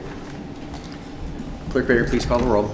Trustee Joseph. Aye. Trustee Anderson. Aye. Trustee Demink. No. Trustee Vosberg. Aye. Treasurer LaFata. Aye. Supervisor Acciavatti. Aye. Clerk Barry, aye. Item 8F, approve a request by the Department of Public Safety to purchase a virtual training server from Tyler Technologies to streamline upgrades and become more compliant with L.E.I.N audits from General Ledger account number 205-301-934. Do I have a motion? So moved. Motion by Trustee Joseph. Support. Support by Trustee Demink. Director Kirsten. This is a virtual server that we're going to create on our current hardware from our CAD and records management vendor. What this allows us to do is when we update our services and our programs within our records management and CAD software, we have the ability to test it before it's rolled out to the staff and the employees to use. Questions from the board?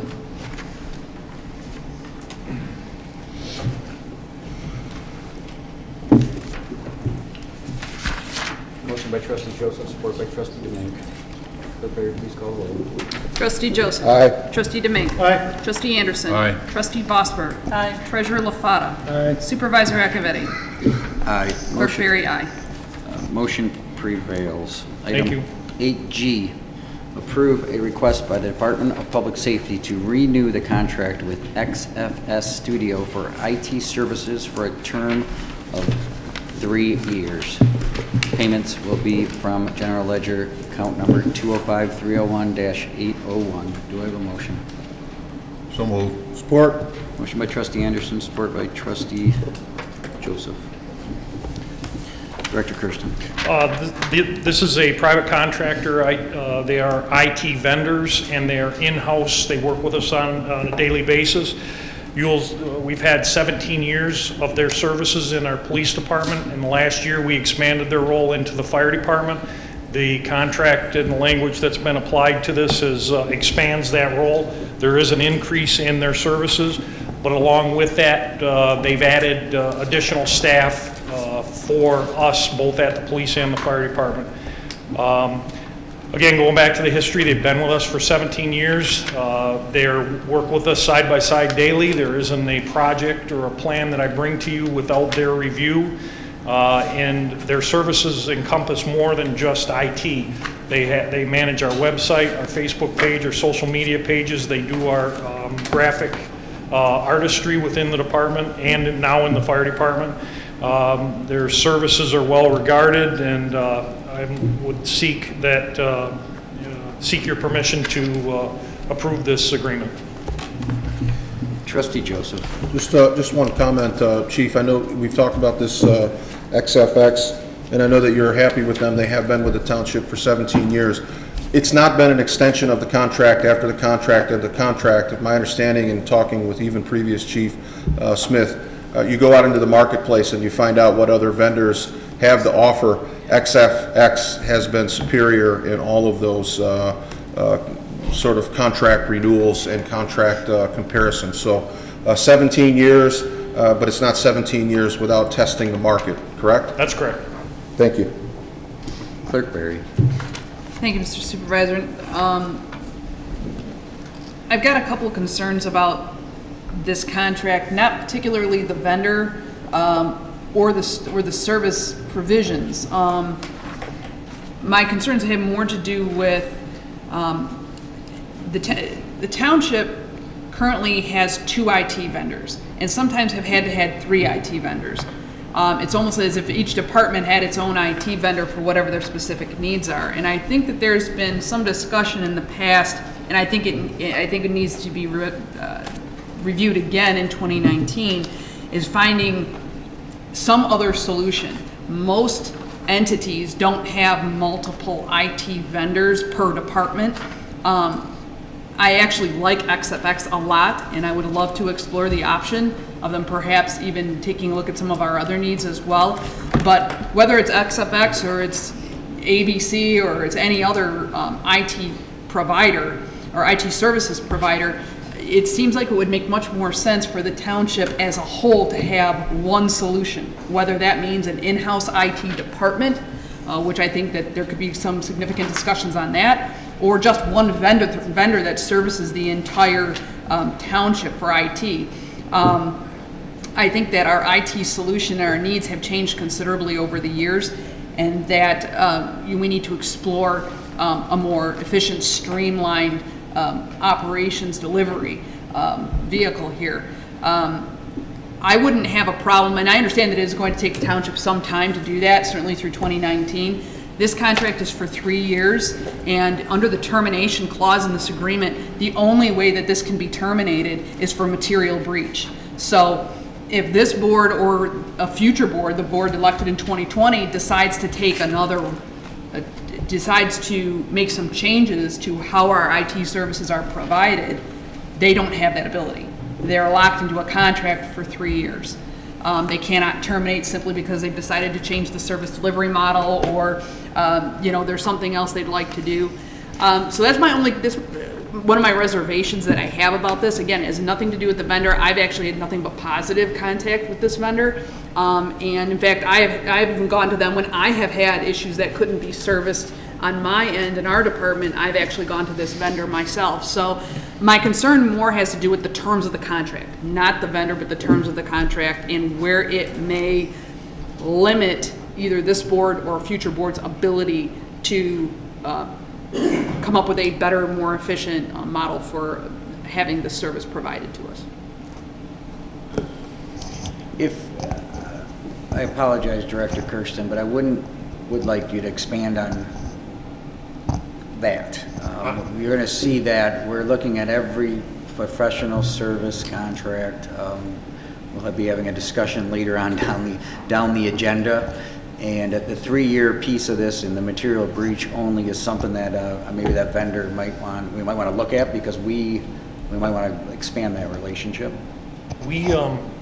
One of the concerns that we have with bringing in other IT people, and why we have become very comfortable with this group, is the level of securities and the level of confidentiality that they have to possess. We're mandated by the state, we're mandated by federal policy that our networks are very secure and they have to be managed, and obviously policemen can't manage them, so that's why this group has been entrusted for many years. We've had a great working relationship for them. I'm fully aware of that material breach language. Again, I'm trying to balance the needs of the township and the direction that we all want to go, understanding the board's directive, but also allowing this group to function within the department with secure information and with secure capabilities, and a lot of the stuff that they develop on their own and bring to us. Again, it's part of the relationship that we have with them. It's part of, and yes, Clerk Berry is correct. We've gone down this road in past years, trying to come to a resolution of a sole source vendor for IT throughout the township. That has been problematic. So with that being said, yes, our public safety department basically developed this relationship solely with this group, and again, very comfortable with what they develop and how they interact with us. Again, fully understanding the material breach language. that's something that we consistently work with. Trustee Joseph. Thank you, Chief. I know that you and I have had discussions about XFX, and the 3-year contract is really the dollars and the amount within the 3-year contract are there because you make a commitment to XFX. You're not going to get unit pricing simply by scaling this down to a third because they have capital outlay to service a contract as intricate as our public safety department. I agree 100% with Clerk Berry and the sole source, not just as it relates to IT, but we have within the township multiple alarm companies. The floor mats that are in different buildings come from different vendors, and we have department heads that are operating like mini cities, taking care of all of their F&O needs independently. During the budget process, we had discussions with a department head who has nothing to do with parking lots, but knew an awful lot about it because she makes sure that her parking lots are resealed and maintained because it comes out of her budget. It goes back to the comments I made earlier about the budget and Mr. Sonnenberg and having a real strong handle on F&O, which operates a big chunk of these. The reason that XFX is your vendor is because of the outstanding work that they've done. We relied on them very heavily to look at the CAD data, the computer-aided dispatch data, when we made decisions about the single biggest tax revenue in the township, and that being the special assessment district. So I agree with Clerk Berry, but I think what should happen is that before, no disrespect, but before the bureaucracy of it all starts to grind up the police department where we can least afford it, I think XFX will drive the IT, and the rest of the township can look at the value of their services rather than engaging in a 1-year contract with an inflated rate and then going through an exhaustive process, because that's the one place, and anybody that knows anything about what I find to be very valuable is public safety. And the brain of public safety is in that system, that XFX. It's not something that we play around with. And I'm not suggesting that the clerk, I get the spirit of her sole source vendor. I prefer we don't do it there, because when the bureaucracy starts to get involved and the committees start to get formed, we lose out on potentially vital data, and I don't want to play around with that. I think your contract is solid, and it's predicated on 3-year unit pricing. It's not something you can scale back, if I understood you correctly. That's spot on. Any further discussion from the board? I would just add to Mr. Supervisor, the mining of data, the presentation that I gave tonight is really through their production. I give them a mission, I tell them what I'm looking for, and it's over and above the IT side that they bring in. And again, to speak to Clerk Berry's position, yes, I think we entertained this same conversation 8 years ago. And we've engaged XFX in that broadening of their capabilities, and it wasn't well received. Any comments from the public?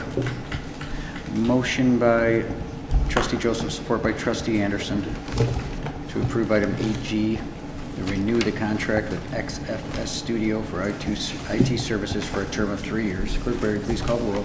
Trustee Anderson. Aye. Trustee Joseph. Aye. Trustee Dibianca. Aye. Trustee Vosper. Aye. Treasurer LaFata. Aye. Supervisor Acciavatti. No. Clerk Berry, no.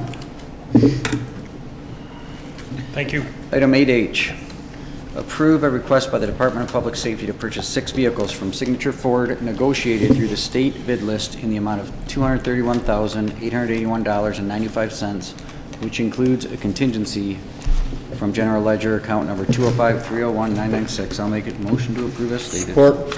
Motion by Supervisor Acciavatti, support by Trustee Joseph. Director Kirsten. This is an annual purchase. This is a replacement of our fleet police cars. We do it, they will be ordered here within the next week. They won't be delivered until sometime April, March of 2019. This is an all-encompassing price. This includes the equipment that's installed in them, and to make them police cars. There are 2 administrative vehicles that will be left unmarked and just minimal equipment put in them. If you could, Director, could you expand on the annual purchase? This is 6 vehicles. How many maybe lifespans and?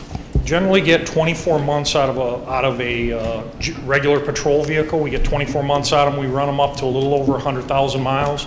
We also monitor them during that time frame to see mechanically whether or not they're functional or they're high-dollar vehicles, whether we have repeated repairs on them. Once they reach 24 months, they're removed to a secondary vehicle. They're stored as a backup. We use them occasionally or as needed, and then after roughly 36 months, they're stripped of their equipment. The old equipment that can be refurbished or reused is placed into a new car, and we offer the used vehicles or the out-of-service vehicles either to other township departments for their use if they're still usable. If no department wants them, we put the factory equipment back in them and send them off to public auction, try and recoup some of our costs out of them. Any comments on the board? Just a quick comment. Great job to your team. I know Captains McNair and Franks have really stretched these vehicles this year, putting it off as far as you could, and really closely monitored the service and the safety balance. It's not safe to have, you know, high-speed chases and equipment that is just not prepared for that. So great job by the team there, specifically Captains Franks and McNair. Correct. I think more Franks than McNair. Thank you. But Further comments on the board? Chief, it's what, 3 Explorers and 3 cars? That's correct. even paying attention. Is it? Any 4 comments from the Explorers public? and 1 Crown. 4 Explorers. Clerk Berry. Thank you, Director. I appreciate you making those vehicle purchases. I see that you have, again, as Trustee DeMink pointed out, you picked up the 3 SUVs, the 3 Explorers, and the 3 cars. That shows the vision, and if it was Captain Franks who came up with that smart way to go, the county is evaluating that now. Everybody's going to the SUVs, the Explorers. Very smart, long-range thinking there. I appreciate that. Thank you. Thank you. Yes, I don't do it alone. It's not just me. Any further comment? Motion by Supervisor Acciavatti, support by Trustee Joseph. Clerk Berry, please call the roll. Supervisor Acciavatti. Aye. Trustee Joseph. Aye. Trustee Anderson. Aye. Trustee DeMink. Aye. Trustee Vosberg. Aye. Treasurer LaFata. Aye. Clerk Berry, aye. Motion prevails. 8I, approve a request from the Department of Public Safety regarding permission to renew our agreement with DVS Analytics in the amount of $6,370 from General Ledger 205-301-801. Motion to approve. Motion by Clerk Berry, support by Trustee Vosberg. DVX Analytics is our recording software that records all of our 911 phone communications, all our police and fire radio traffic. It's used by the dispatchers, and then it's also used throughout the department for investigative leads, phone calls to suspects. This package is a 24-hour service maintenance agreement and then upgrades to the system as needed or as they roll out. And this is an annual request. Questions from the board? Motion by Clerk Berry, support by Trustee Vosberg. Clerk Berry, please call the roll. Clerk Berry, aye. Trustee Vosberg. Aye. Trustee Anderson. Aye. Trustee Joseph. Aye. Trustee DeMink. Aye. Treasurer LaFata. Aye. Supervisor Acciavatti. Aye. Thank you, Director Kirsten. Thank you. 8J, approve a request by the Department of Public Works for the purchase of a 2019 GMC Savana Cargo van with a bulkhead and bin package from Todd Wenzel Buick GMC at a total cost of $25,484. I'll make a motion to approve as stated. Support. Motion by Supervisor Acciavatti, support by Trustee DeMink. Director Connington is here if there are any questions. Good evening again. This is replacing one of the vans in the fleet, the oldest van. It's about 15 years old. We try to get as much life out of them as we can. This van fits and matches with the existing fleet. It also fits well in the garage, and we will be reusing a lot of the equipment that's on the existing van, take it off and put it on the new van, which helps keep the cost of the price down, along with all the tools that are on that van also. Van's mechanically getting tired, and I don't want to start putting a bunch of money into it, so that's where we're at with this. You will be seeing some changes, Board, when it comes to, we've talked a lot about capital improvements and our facilities and maintenance and operation on the vehicle side, especially heavy equipment side. We're going to do a whole lot better job of analyzing our costs and the optimal time to own or dispose of a vehicle or a piece of equipment. This one, I think, is well beyond that optimal time. I will say it was budgeted for this year also. Any comments from the board? Motion by Supervisor Acciavatti, support by Trustee Domingue. Clerk Barry, please call the roll. Supervisor Acciavatti. Aye. Trustee Domingue. Aye. Trustee Anderson. Aye. Trustee Joseph. Aye. Trustee Vosberg. Aye. Treasurer LaFata. Aye. Clerk Barry, aye. Thank you. Motion prevails. 8K, approve a request by the Department of Public Works to purchase a Sol Air 185 portable air compressor from Compressor World at a total cost of $19,495. Do I have a motion by Trustee Domingue? This air compressor, Hold on, sir. Support by Clerk Barry. Go.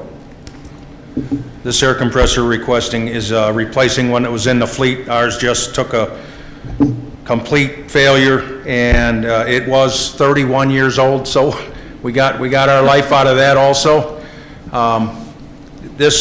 We use it for a lot of different tools, almost daily, with boring under roads, winterizing hydrants, and running jackhammers. It's an essential tool, and we've been renting one and trying to get through and borrowing and everything. So Kevin did great on getting us 4 bids, and the Compressor World at a total cost of $19,495 was by far the best bid, and we're asking the board if we can go ahead and get this. Comments from the board? Motion by Trustee Domingue, support by Clerk Barry. Clerk Barry, please call the roll. Trustee Domingue. Aye. Clerk Barry, aye. Trustee Anderson. Aye. Trustee Joseph. Aye. Trustee Vosberg. Aye. Treasurer LaFata. Aye. Supervisor Acciavatti. Aye. Thank you very much. Motion prevails. Item 8L, approve the recommendation from the Human Resources Department along with Cornerstone Municipal Advisory Group to select the Standard as the township's new carrier for short-term, long-term, and life insurance. Motion to approve is stated. Motion by Clerk Barry, Support.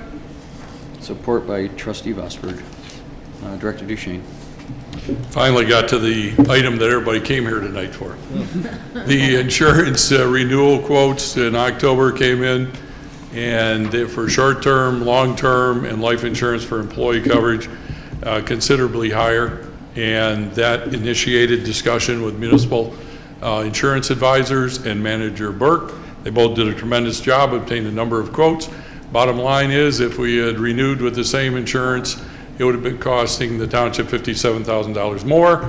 This one comes in at $32 less than the prior year that we spent on those 3 insurances. So I highly recommend board approval of standard insurance for these coverages. Comments from the board? Comments from the public? Motion by Clerk Barry, support by Trustee Vosberg. Clerk Barry, please call the roll. Clerk Barry, aye. Trustee Vosberg. Aye. Trustee Anderson. Aye. Trustee Joseph. Aye. Trustee Domingue. Aye. Treasurer LaFata. Aye. Supervisor Acciavatti. Aye.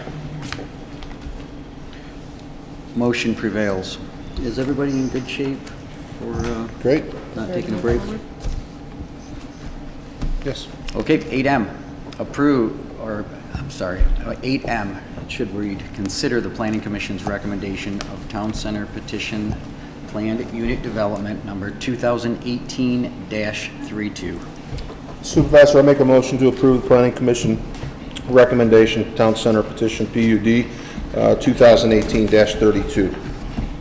Motion by Trustee Joseph. Support. Second by Treasurer LaFata. Trustee Joseph. Mr. Supervisor, this came out of our Planning Commission most recently. It is the amendment to a very old PUD that involves the town center property. Specifically, we have some very exciting development happening there, and I know that representatives from town center have been meeting with our planning team and our engineering team, as well as our township attorney. The issue was brought to our planning commission last month, There were a couple of issues that the Planning Commission wanted to take a look at, one of them being legal. And Mr. Siebert then provided some documentation, a letter recommending, outlining that there really were no legal issues, with the exception of an issue that just was brought to my attention tonight by council involving a relatively minor issue involving setbacks.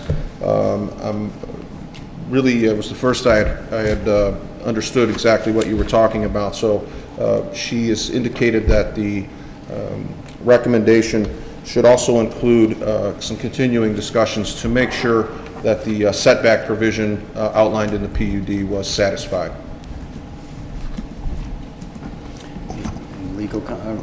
Legal counsel would provide the exact wording on that to make sure that we're covered as we move forward. I'd appreciate it. Well, thank you, Mr. Supervisor. It dealt with setback requirements and building designs addressed in paragraph 1.3.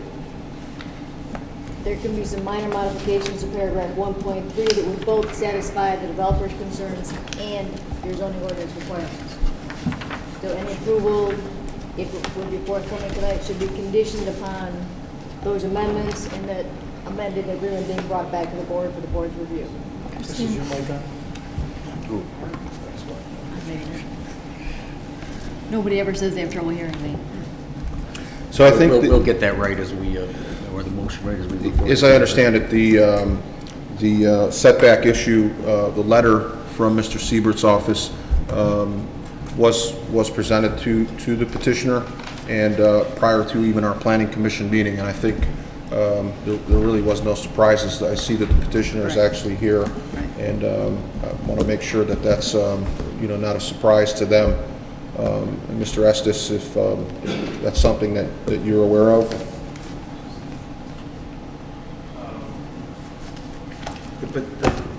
The petitioner is here, and we are going to, I have had some requests to make sure that we have public comment specifically on this, which we do have on every item. So I'll see if the board has anyone else. I'm going to bring it back up to the back out to the public, and then I'll bring it back up to the board. And the petitioner being here is fantastic to continue this. So any further comments from the board? There will be another opportunity. Trustee Vosberg. Thank you. I would like to know, I think I have to look at the agenda here, is to approve the, there's a motion right now on the floor to approve the request, correct? That was the motion, yes? Okay, so it is this packet that's dated December 3 that was sitting on our desk tonight when we got here? Yes. All right, so there are 4 at the bottom of the first page. It says the Planning Commission would like to recommend approval of the PUD with the following amendments, and it lists 4 bullet points. And then I see that those same 4 points, I believe, are in the minutes from the meeting of November 27. They appear to be the same. What I wanted to know is who if it's approved, does it include those amendments, and then who follows up to make sure those amendments are complied with? Trustee Joseph. Well, I believe that the planning process follows the same as it does for all other planning department recommendations, and that is, as the project continues on, all of the things that were approved are monitored in the ongoing development. So I'm not sure I fully understand the question. Well, it looks like there's some changes from the original PUD. That was the petition, yes. Right. So the proposed amendment, if you're referring to the letter from Mr. Palin's office, the proposed amendment is for the following, and then you have 8 bullet points that highlight the proposed amendment, and then you have the Planning Commission's recommendation with some additional amendments, which is fairly standard out of almost every Planning Commission recommendation. So the question, again, I'll maybe have to say it differently if it wasn't understood. Does that include those last 4 bullet points, the last 4 bullet points on page 1? It would include those bullet points because the motion is to approve the Planning Commission's recommendation, of which those are part. The only additional that I was made aware of tonight was from council, who had pointed out the issue involving the setbacks. So the recommendation comes as a total. Would you like me to read the letter from Mr. Palin, or? It highlights all of the amendments and all of the requests from the original PUD. Right, so, I guess, again, I don't know how else to ask the question, and I guess I'm asking this of the supervisor. How the planning commission, how will those 4 be complied with? Well, how will all of them be complied with, for that matter? But those last 4, those seem like they're asking us to consider these, but that wasn't part of the original petition from the petitioner, correct? Well, let me clear it up, since I was at the Planning Commission meeting. You have a recommendation that comes out of planning. The motion that the Planning Commission approved was exactly what's in the letter. So all of the conditions that are outlined in the letter to the board is part of the request, which is agenda item M. So the recommendation incorporates all of those, and the monitoring of the compliance would follow any other project that the township undertakes. So we have planners, we have engineers, we have building, we have all of those entities that are with the project developer as the project continues to move forward. So okay, so I think I follow that. So, for example, the first one is building design standards, so that will be followed as the project comes along through the building department, various things. Correct. Bike path, same type of thing, and follow the landscaping requirements. Then the 4th one is consider our neighbor to the south, Selfridge. I don't think we... Yep, that one we're going to have to deal with. So the motion, the motion clarification, I think, Trustee Joseph, as we move along here, I think there's a motion to approve with all of these contingencies, adding the legal counsel's concern. This amendment, that's part of your packet, to the planned unit development agreement is what we're going to be signing.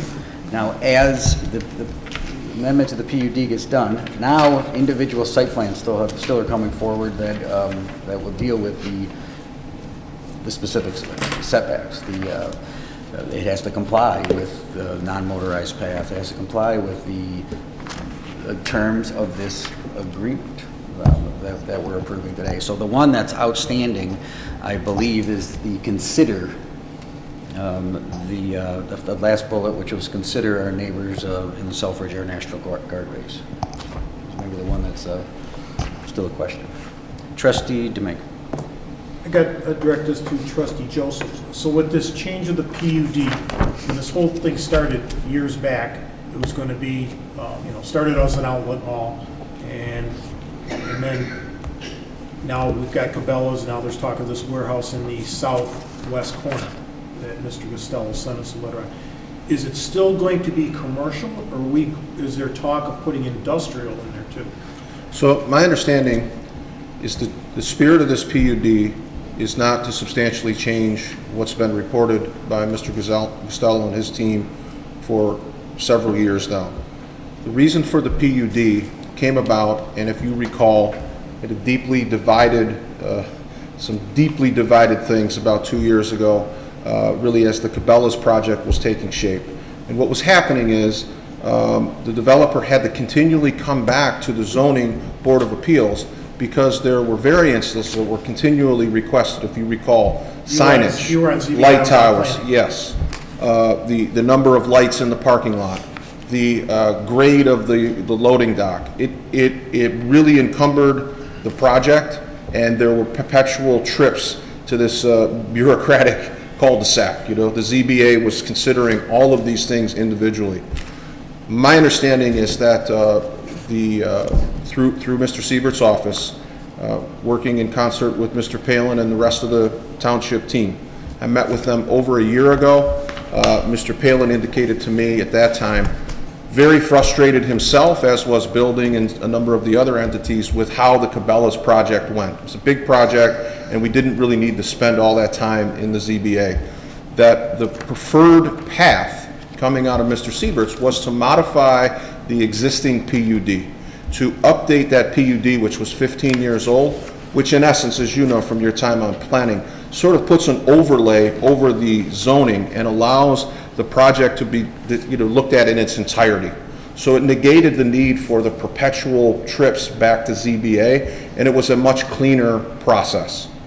So that's what Mr. Costello and his team brought forward to planning last month, and there was some issues involving some of the things that are outlined in this letter, which were resolved at the last planning. I requested that we expedite it because the other problem that we have is the minutes from the Planning Commission meeting are typically taking a month. We only have one meeting in December in planning, and we could potentially be into the first part of 2019 before this ever gets to the board. This project, as you know very well, we've talked about it, this warehouse club is an outstanding opportunity for our township, and to try to expedite this so that they don't go somewhere else was really the spirit behind bringing it to the board in an atypical way. There are a lot of amendments that need to be worked out, but we have very good partners there. We have a very good legal team, and so the hope was that we could get the bulk of this passed so that they could begin to work with the marketing and the team from BJ's Wholesale. Again, we've missed one opportunity as we saw a media blitz with the other communities that this warehouse club has announced their presence. And unfortunately here in our township we get a little encumbered with a lot of, we have a lot of, as Mr. Acciavatti would point out, cultural changes, things that need to be changed. But it is slowing down this process considerably, so that's why it comes to you in a relatively nuanced way. But it's not inconsistent with other projects. This one's big, and we need to move. One other question for you. When it says reduce the open space and bike path easement from 30 feet to 10 feet, can you elaborate on that? What are we doing there? Is the bike path going to be narrower or farther setback from the road, or what? So there is an effort on the part of the developer to incorporate some bike paths in there, but to make it consistent with the flow of the different projects coming in, the 30 feet reduction to 10 was seen as the best way to sort of tie those together. So so the bike path originally is going to be 30 feet wide, now it's only going to be 10? Is that my understanding? That has to do with the easement, not the width of the path. Okay. All right, would you say, Mr. Costello? Oh, come on up. If you could come to the podium for us.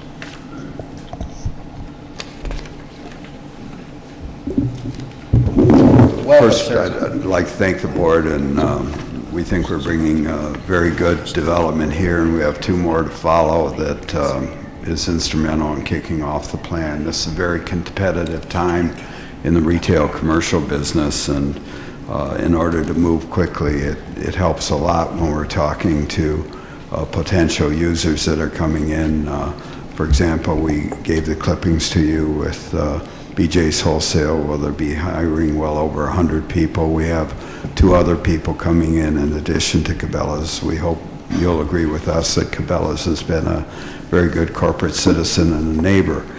In order to do this, part of the ability to put the buildings where they need to be, and we can show you the site plans yet again, we narrowed the green belt from 30 feet to 20 feet. And then we've kept the bike path the exact same distance, and that's important to make the buildings fit in terms of the layout.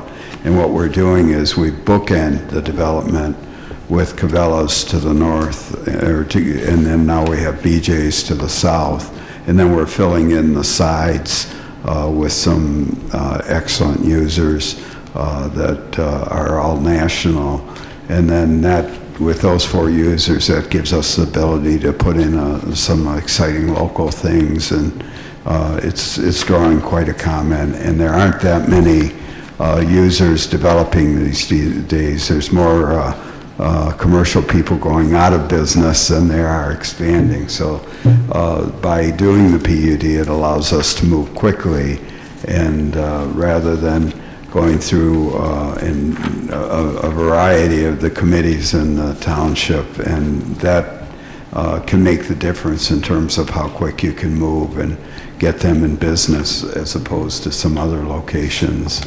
And that's why it's an important thing for us to do. Thank you, Ms. Costello. I'm in favor of this. There's only one thing. Trustee Joseph, if we approve this tonight, could we at least read the 4 bottom bullet points into the record when we approve this, please? Well, I don't have a problem with that. I just, you know, again, trying to incorporate all the fine with things it, but if that we could, if the record would like to have reflect. those 4 bullet points read in when this is Would like the approved. record to reflect Thank you. those, I don't know if you want me to formally read them as we approach, you know, but they're in and they're written there. I don't know that we had any issues with those, so. We still have to move on to, onto the public piece, and then we'll bring it back up and make sure with through our legal counsel that this is one I do want to make sure that we get absolutely correct. Mr. Costello, thank you. Amending this PUD, I was not sitting in this chair when the Cabela's project did come through here, but the bottom line is, it's our ordinances. Whether they're, how long ago they were passed, how long ago they were put in place, the reality is they are in place. You've heard me time and time again say, well, let's change them. But we have to change our ordinances, whether it's underground detention, whether it is bond issues, whether it is fences or front yards or setbacks, it's the ordinances. So this project, it's unique when you've got some national retailers and looking at this PUD suit, so you don't have to come in and go in front of planning, in front of zoning, in front of a number of different things as these unique uses come. So that was the intent. The unintended consequence that's here, the process here is a little unorthodox, and a bit concerning, and I am concerned with the process. This project is put on the board by a trustee, and the general process would be for the agenda item to be put on through our planning administrator. And with that comes letters, comes minutes that are approved, comes to make sure that both the investor and the developer in the township have solid footing to move forward. So the only unorthodox piece here in the concerning piece is just the manner as that it's here. With that, we'll move forward. I want to open it up to the public. Mr. Director, if I could just address the last comment there. We can bring it back up to the board, and then we will go back to the public and bring it back up here. Just if I could alleviate some of your concerns. I don't want you to be, you know, scared of the dark here. The reason for the atypical request is this. We had the Planning Commission meeting a month ago. It was tabled to get a legal opinion. The day after talking to the attorney. The 13th of November, is that the meeting you're speaking of? Okay. There were no legal challenges, so I was a little bit, I didn't understand it, but I respected the committee, and that's what the committee wanted to do. The difficulty that we've had is that the planning minutes are not showing up to the Planning Commission for a month. So it's not atypical for a 2-week Planning Commission cycle. We don't have the minutes from the 13th on the 27th. So if we followed that protocol again, these meeting minutes would not arrive until our second board meeting in December, and there is no second Planning Commission meeting in December. So this project would have been waiting for us, if we had followed the orthodox policy, would have been waiting for us until January. Now, when the agenda item was passed unanimously by the Planning Commission, I sit down where Trustee Dibianca is, Mr. Palin sits to my left. We agreed in the expediency and the need for the expediency, and so I suggested to him, and I had already contacted Clerk Berry to put a placeholder on the agenda. I knew that it was a very busy agenda. I did that optimistically, and Mr. Palin and I worked out the documentation that would support my agenda item. I simply called Clerk Berry the night of the meeting, advised her how the Planning Commission had met, and asked her to place it on the agenda in the time frame allotted to put things on the agenda. Yes, it was unorthodox. Yes, it really did not follow the normal, we're a trustee, but I would rather not wait to do my job while the BJ's people look at other venues. And so we had already missed out on a very solid media campaign. So they announced 2 additional sites, one in Madison Heights and one in Taylor, and we were twiddling our thumbs. We're working out the orthodox method.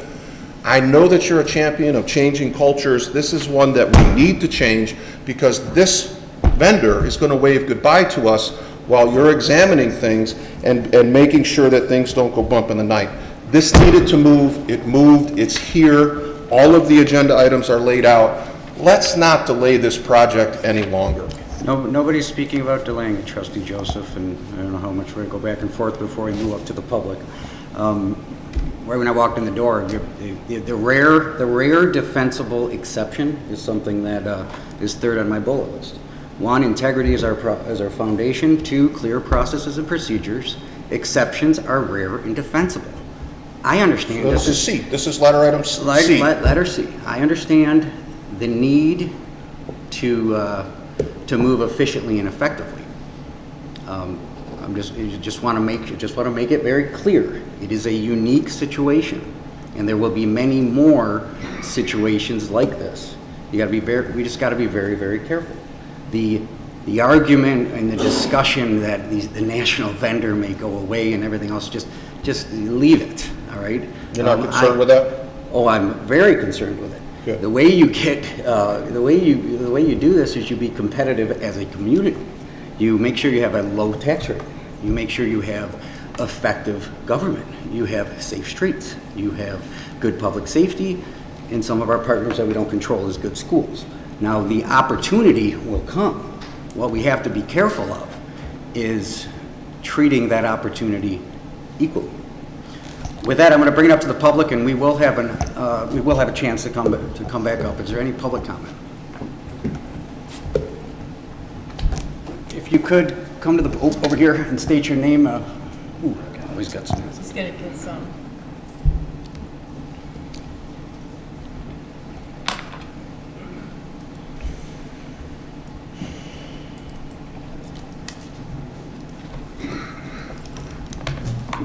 So good evening. My name's Colonel Sean Holtz. I'm the 127th Mission Support Group Commander out here at Selfridge.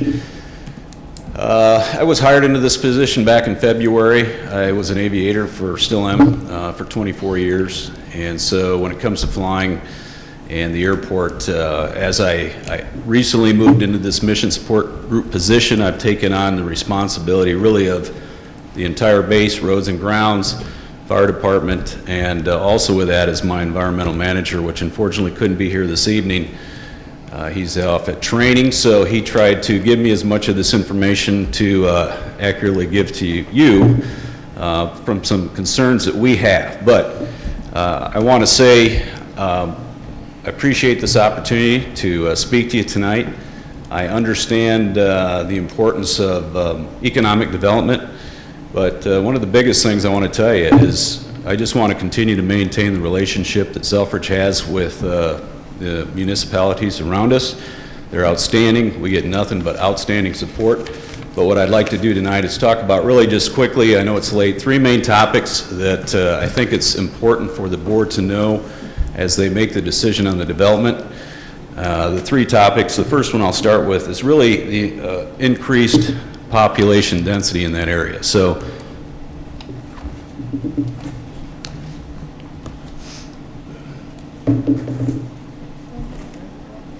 Josh, do we have an easel around here? You can go drum up real quick. If you can find one.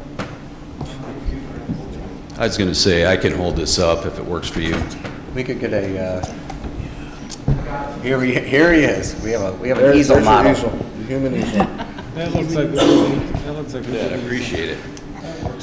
All right, so basically we've got 94 off to the west.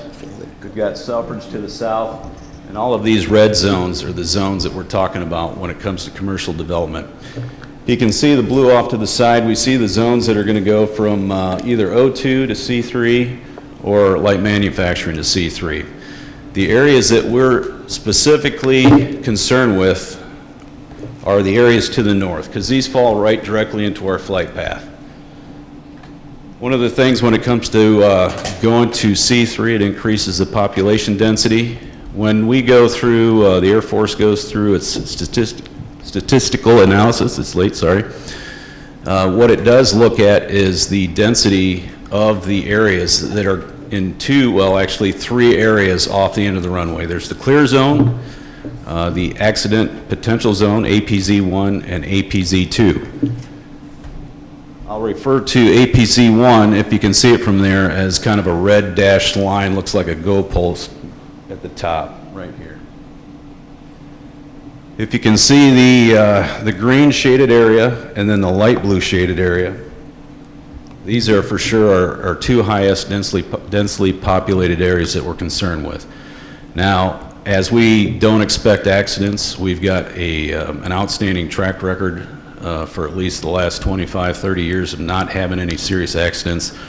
The Air Force has determined that the most serious or high-risk area is off the end of that runway. So the important thing for me is to make sure that, again, the board understands that this zone or this APZ is an area where we're concerned. And when I think about it is, it's not only an airplane crashing, but it's an airplane that maybe has lost an engine, and when it takes off, it has to jettison its munitions. And we don't fly right now out of the base with live munitions, but if things did come off the airplane because we jettison them off the airplane, you know, a single Maverick missile weighs 500 pounds, and that's just one of maybe two. And so we would not want schools, hospitals, you know, things of that nature in the pathway in APZ1. And those are things that the Air Force, you know, tries to get us to ensure with our neighbors that that we're doing our best and our due diligence to show you that this is probably not the best practice and is incompatible with that area out there. The second one I want to talk about, well, let me back up one more thing about the densities. When we do, I was also the base F-35 project officer. They come in and they do environmental impact studies. One of the things they look at is the population in these areas, and that goes into their numbers. I can't tell you what factor it is in their numbers, but it is something they look at, and potentially could be a decisive result that is part of their decision making on that. The second thing, actually I'll use the same. If you see the squiggly lines, you got the yellow, the green, and the blue. These basically are the noise contours as they sit today. Any of you that were back here when we flew F-16s, the airplane was much louder than an A-10 or even a KC-135. These depict today, but I also want to bring up that down the road, I do think in the future we will have a great chance of going to 5th gen fighters, which are going to be, you know, a little bit louder. So those contours are going to flow out wider than you see up here on this board. So again, with that, when the Air Force comes in and does, again, the environmental impact study, they take a look at those contours and they take it into account. Plus, we want to be good stewards, good neighbors, and we don't want to irritate anybody. But I just want to throw it out there that that is definitely a concern when it comes to the noise, especially when I know that if they go to the commercial side of the house, they could go ahead and put in hospitals, daycares, open area organizations or establishments. And then the last thing,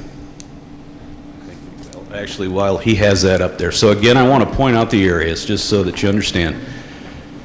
So Cabell is in the black outline area. It's great. If you look to the south, there's an area, or to the bottom, there's an area that's outlined in red. I think that's where BJ's is currently going to go.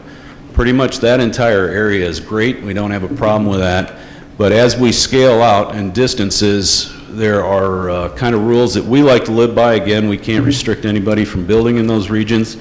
But when it comes to height development, we have serious concerns because, again, when we go to commercial, we can look at cell phone towers, and the last thing we want to do and stare us in the face when we've lost an engine or we have a helicopter departing out of there in low visibility is a cell tower staring us in the face. But I wish that we could just say this is commercial development, but here's the negotiations between Selfridge and the person that's building or the planning.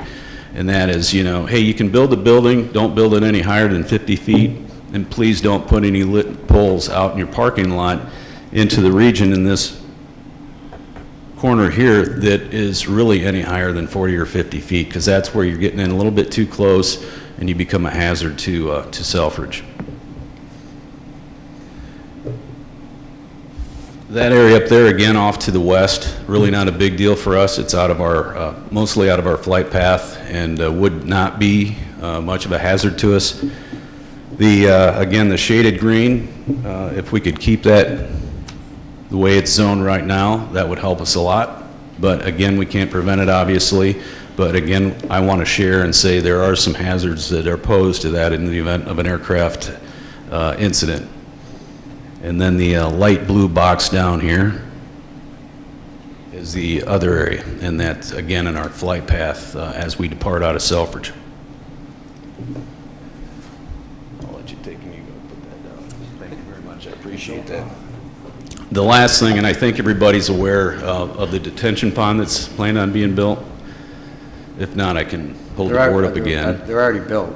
There's already retention ponds on the site. Right. Maybe and so, one more littler one with the parcel. I think there's one that's being planned on moving over to the east.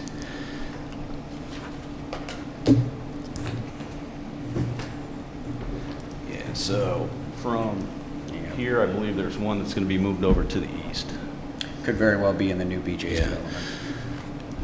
The FAA has an advisory circular out, and basically it says we ask that in these zones that you don't, especially on our departure and our arrival corridors, that we don't put in anything that would attract birds. Bird bash, you'll hear about it, bird aircraft strike hazards.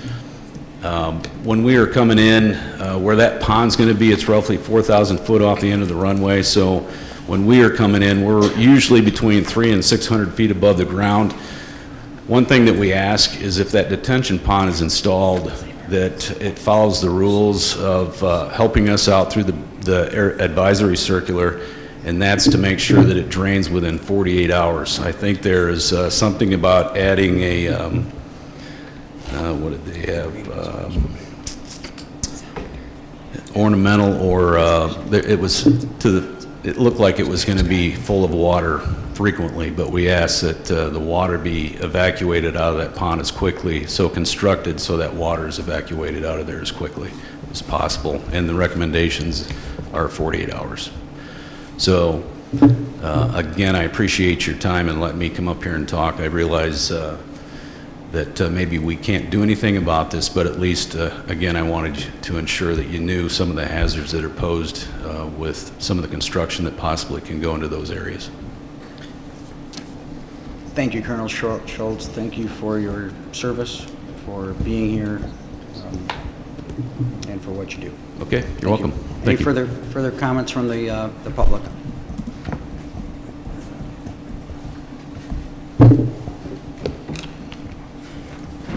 We'll bring the petitioner back up. The base is very important to us too. We do not have any lights planned that are 50 foot or anything of that sort. The uses proposed are the exact uses that were proposed in the original PUD.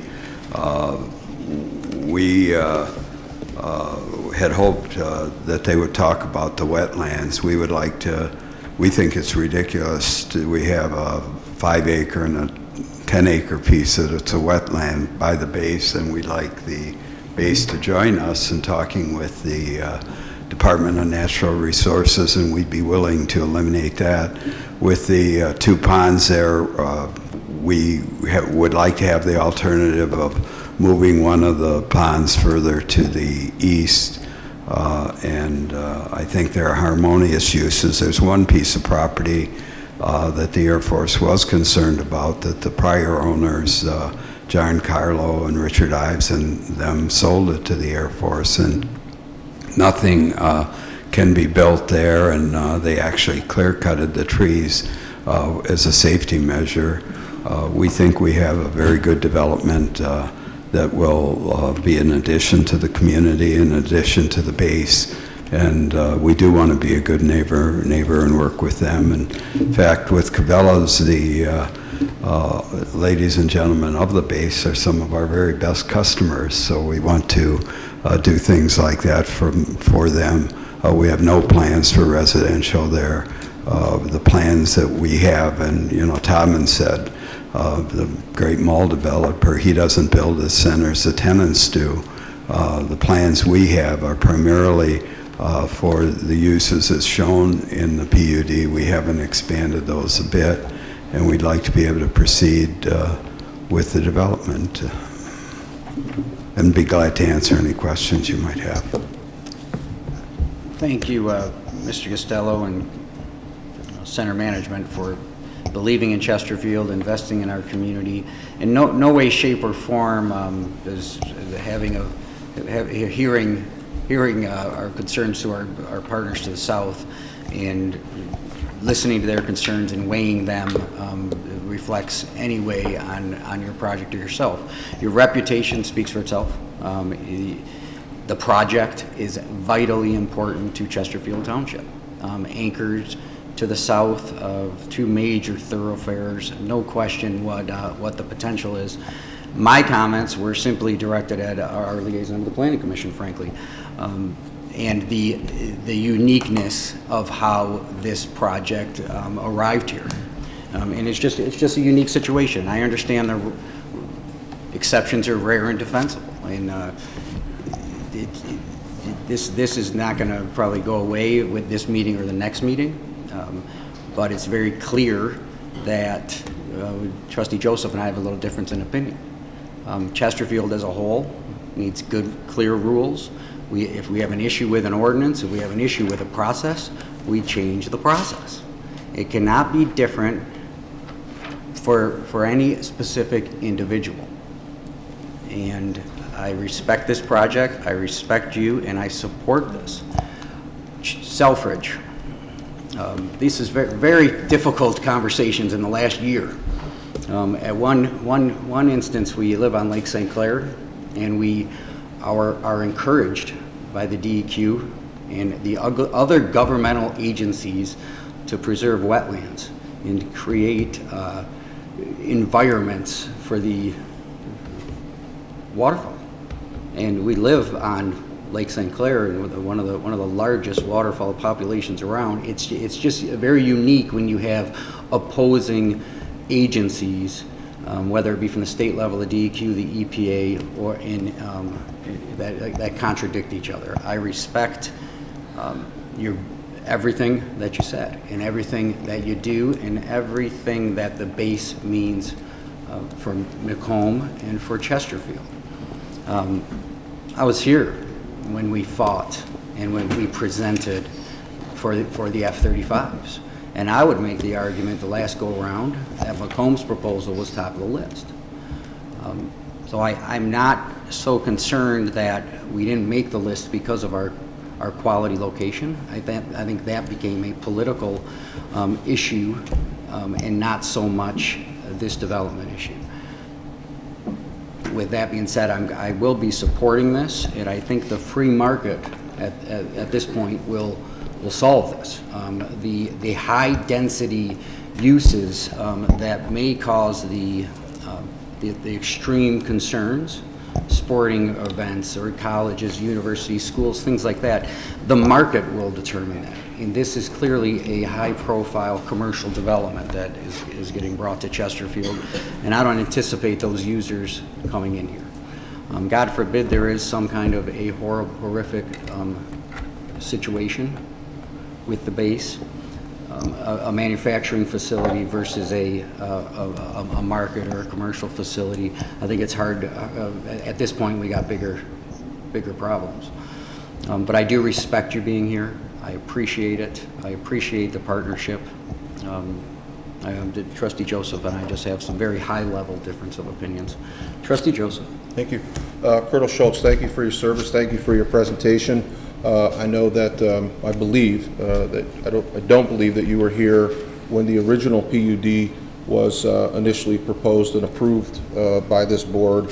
It was a completely different board.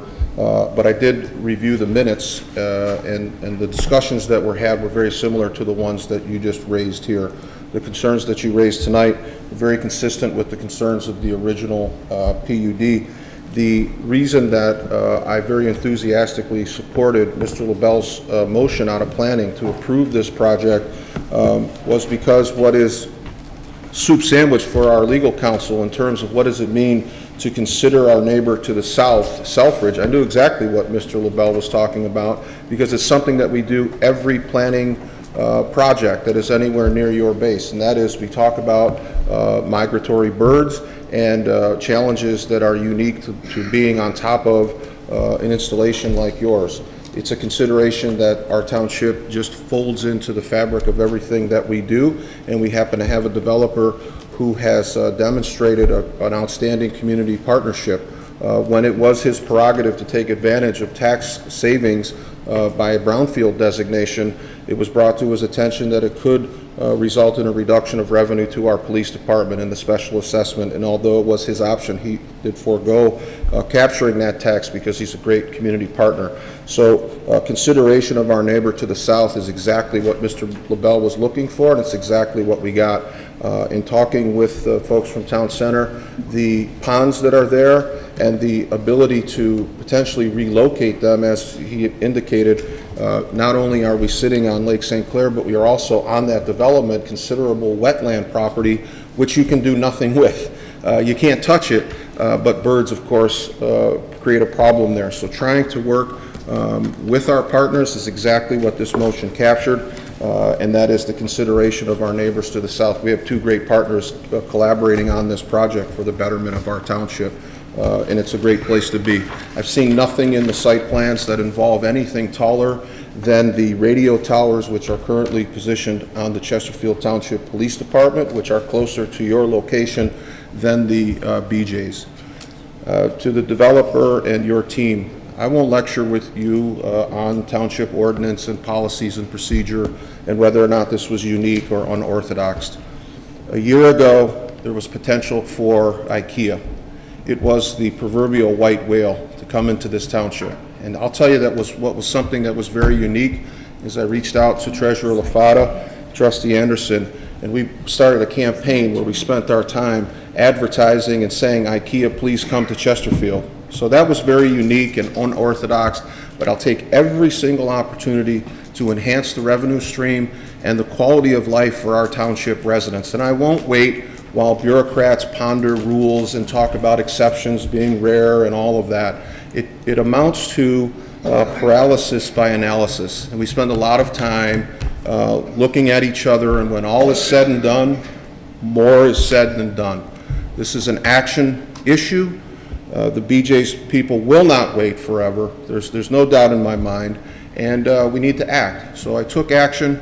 And I didn't overstep my bounds. I collaborated with the planner who was here tonight, and he can tell you, we sat right down there and we talked about how to most expeditiously get this to this body so that we could take action and increase the vibrancy of our township. It was a collaboration that was, of course, unique because the normal process is to sit and wait until 2019. It's just that BJ's wasn't at the table and I wasn't sure that they would wait. So we took this path instead. We have a few bumps and we bang on each other a little bit, but it's what's best for our township, and that's why it's before the board tonight. I want to see if Trustee Anderson or Cliff Berry or Treasurer LaFata would like to speak before I go back to Trustee Vosberg, Trustee Dibianca. Trustee Anderson? No comments. Cliff Berry? Thank you, Mr. Supervisor. By whatever means that this item came in front of us tonight, I think that for my consideration, although I'm sensitive to the federal government's concerns, certainly they make some valid, they have some valid points. However, at the end of the day, I think this board is charged with doing what's best for Chesterfield Township, and that is those are the residents who we serve, and we have to take a look at this proposal and this amendment in terms of what it means for our residents economically, what it means for our residents from an impact perspective, and so forth. And I do believe the federal government does have other mechanisms available to them should they need to take some additional action here to remedy whatever concerns that they may have. And I think that they will pursue those options and mechanisms should it be necessary. But for me, what I've seen here, I don't see any reason to not support this amendment to this PUD, providing that my stipulations will be that our any and all concerns that our legal counsel has have been satisfied and stipulated, as well as the conditions that have been set forth and already mentioned by Trustee Dibianca as well as Trustee Bosbrook. Trustee Dibianca. Just one real quick thing in regards to the government standpoint on the retention ponds. Trustee Joseph sits here on planning, and I see several members of planning here. Jonathan's in back. I know there was talk when I was back on the board regarding underground storage. If there's any other development, maybe you guys can look at that. Not sure where that comes from engineering, from our engineering firm, but possibly maybe underground retention ponds. I know we talked about that when I was on planning, so that might be a thing to help do away with the possible bird strikes for the base. That's all I have to say. Thank you. Trustee Osberg. Thank you. I support this project. I think it's a great thing to have continuing development here in the township. I just want to go back to my concern about consider our neighbors to the south. Sounds like from what my understanding of what Colonel Schultz presented, what's currently before scheduled to be developed, the BJ project, sounds like that still meets within their concerns. However, by approving this project, this is also for future growth as well. So with the, if there's increased density and say we do need to work in compliance with other economic development things going on, like at Selfridge, with the county and everything. For example, let's say if the F-35s did come in, there are noise things that perhaps some of these things that would qualify under C3, they may not want to be there. Or that's all I just want to point that out. Somehow, in fairness to those types of, maybe I don't even need to say this because a developer isn't going to want something in there that wouldn't comply either with noisy planes flying over. So my only point, tonight we are meeting the conditions. It seems to me that were set forth by the Planning Commission, those amendments. But we do need to look at the future as well. Thank you. At this point, I think I'll turn it over to our legal counsel, Christina Anderson, to maybe ensure that we are meeting what was handed down to us from our Planning Commission and that the language is correct in Trustee Joseph's motion so we can move forward. Thank you, Mr. Supervisor. As I said, Mr. Siebert outlined his concerns in a letter to the Planning Commission, and it's my understanding that all the Planning Commission members received a copy. The letter was dated November 15th. And his only concern was that paragraph 1.3 should be revised so that both the applicant's concerns and the zoning ordinance could be met with respect to unique characteristics of building designs and the concerns of the National Times. And I am confident that if the board chooses to approve the PUD and the agreement tonight, conditioned upon our office sitting down with the planner and the applicant, that can be achieved.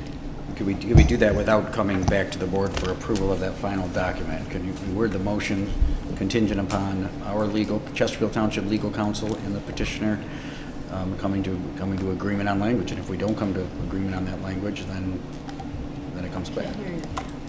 It would have to be conditioned upon, say, the supervisor or the clerk or somebody on the board being satisfied with the language of paragraph 1.3.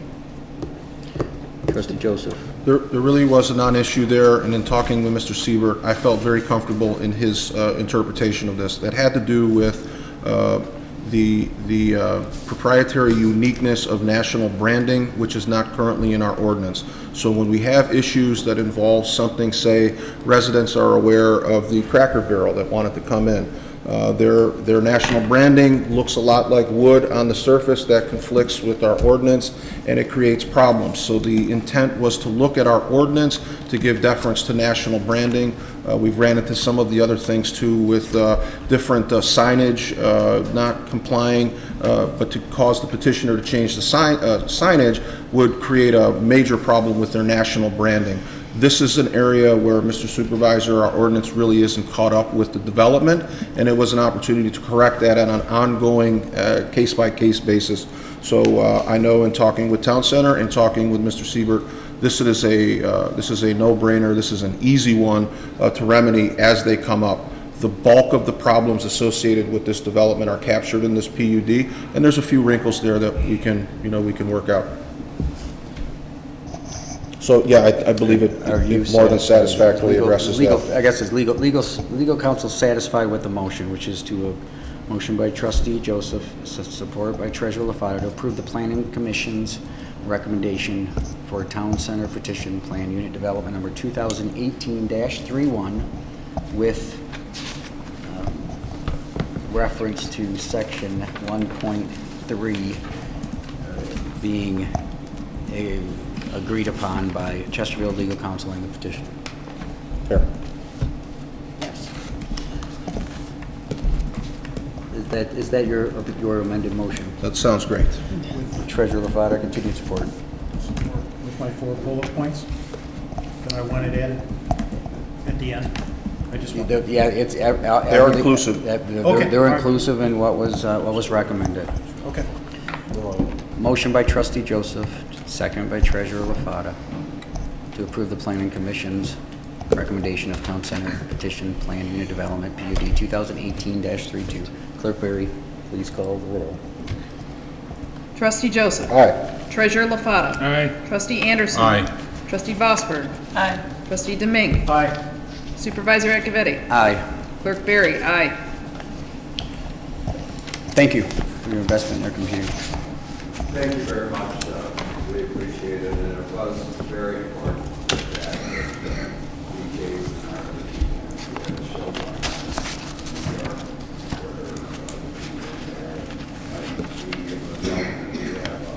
project that's ready to go.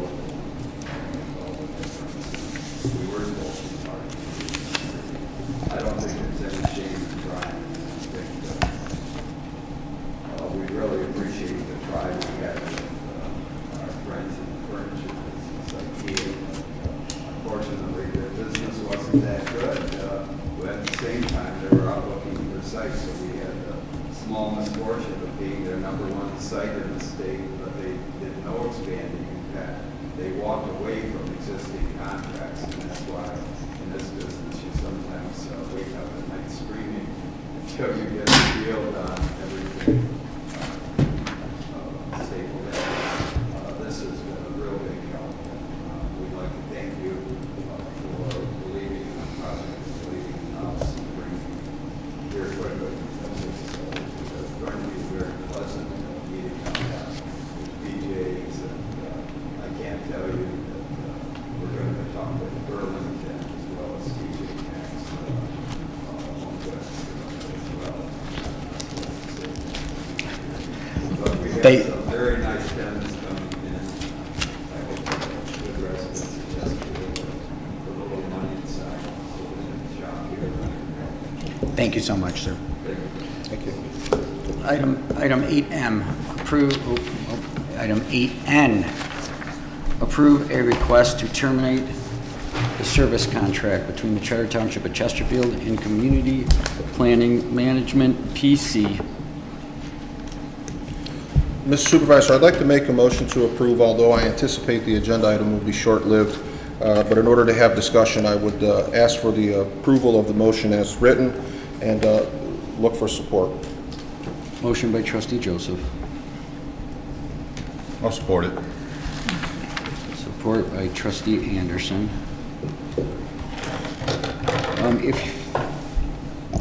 Okay, discussion. Thank you. Discussion on the motion to approve the request to terminate. Mr. Supervisor, shortly after making the motion and submitting it to the clerk for inclusion in the agenda, the board received an email from you regarding the QBS process. The QBS process is the adopted policy and procedure for looking at vendors. The process is very satisfactory to me. I like the idea of going that route as opposed to the motion that I made tonight.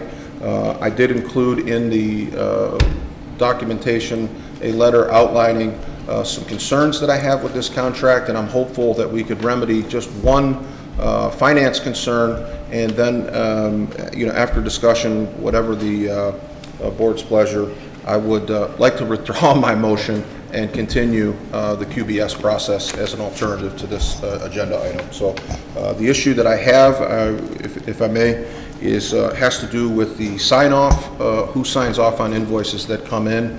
It's an issue that was brought to me, to my attention by Treasurer LaFata, and I'd like to just see the remedy to that and withdraw my motion. The motion to approve item 8N has been withdrawn from consideration by Trustee Joseph. There was a caveat there. There was a request for a remedy to the finance issue. I don't know if we do that via official board motion, but they can do that. That's easily remediable between the treasurer and myself. And, any indication that you're prepared to, any indication that you're prepared to remedy that publicly, I'd like to withdraw. Once I get a little more, yeah, absolutely, we'll work through all those issues. So, withdrawn support. So does the agenda item just die for lack of? Mr. Supervisor, what's the intent? I make the motion. I was looking for discussion, and if the discussion could be offered to other board members, and I could hear some feedback, really was the... Okay. Any further, why don't we just open it up for discussion? That was the motion and approved. I started the discussion. I was looking... Any further discussion from the board? Trustee Dibianca? No, we're withdrawing, right? Yes, but I think it would, now would be a time to discuss this, this item if you would wish. You know, this issue was brought up. I've got over 6 years working in planning. In my 14 years, Mr. Maher's done a great job. I see all the planning guys are here that I've worked with. I've worked with Trustee Joseph. I don't know what the problem is. I think he's done a good job for the township. He brings an alternate point of view. He brings an objective point of view. There's rules and ordinances that have to be followed. And I support Mr. Maher. I know we're going out for request for proposal for others, so I'm fine with that. But when this came out as a termination, I was not happy. That's all I have to say. Any further comments on the board? Clerk Barron. Thank you, Mr. Supervisor. My comment would be that I understand Trustee Joseph's concerns with this contract, but I see it as being a process and procedural question or issue, because this concern not only comes up with regards to this contract, but other contracts that we've written as well. And I think that it's an opportunity for us to take a look as we proceed with all of our professional service contracts, that we make sure that we have language incorporated into those contracts that are maybe help clarify some of the issues and concerns, and then as well perhaps an APO on our end to better dictate how approvals happen, how our internal processes happen from an accounting perspective, or just from a approval perspective. So I think what this does is it brings to the board's attention the need to address not only perhaps some of our internal processes, but as well to make sure that we have some consistency with our professional service vendor contracts. Any further comments from the board? Satisfied. Withdraw the motion. I appreciate that the item has been withdrawn. Our discussion after this item came up, I'll try to keep my comments very, very tame. I did think the item was a bit ridiculous. However, I understand why it was put up, and I appreciate that we're getting it done without going through this process. Community planning and management is operating under contract for the last 27 years, like a lot of our other vendors. Mr. Patrick Maher has given an unbelievable amount of work and service to this community. He has gone a different direction and going a different direction. We are going out for our qualification packets for every vendor. It's just happening a little slow due to the last couple of years. Engineer, benefits broker, we're making our way through the list, and this one is on its way. I'm very appreciative that we're not, this item's not here. I don't think it is, or not being taken up. I don't think it is appropriate, and I'm very happy with the direction we're going and the service that community planning and management has given to Chesterfield in its past. Item 8N is hereby removed.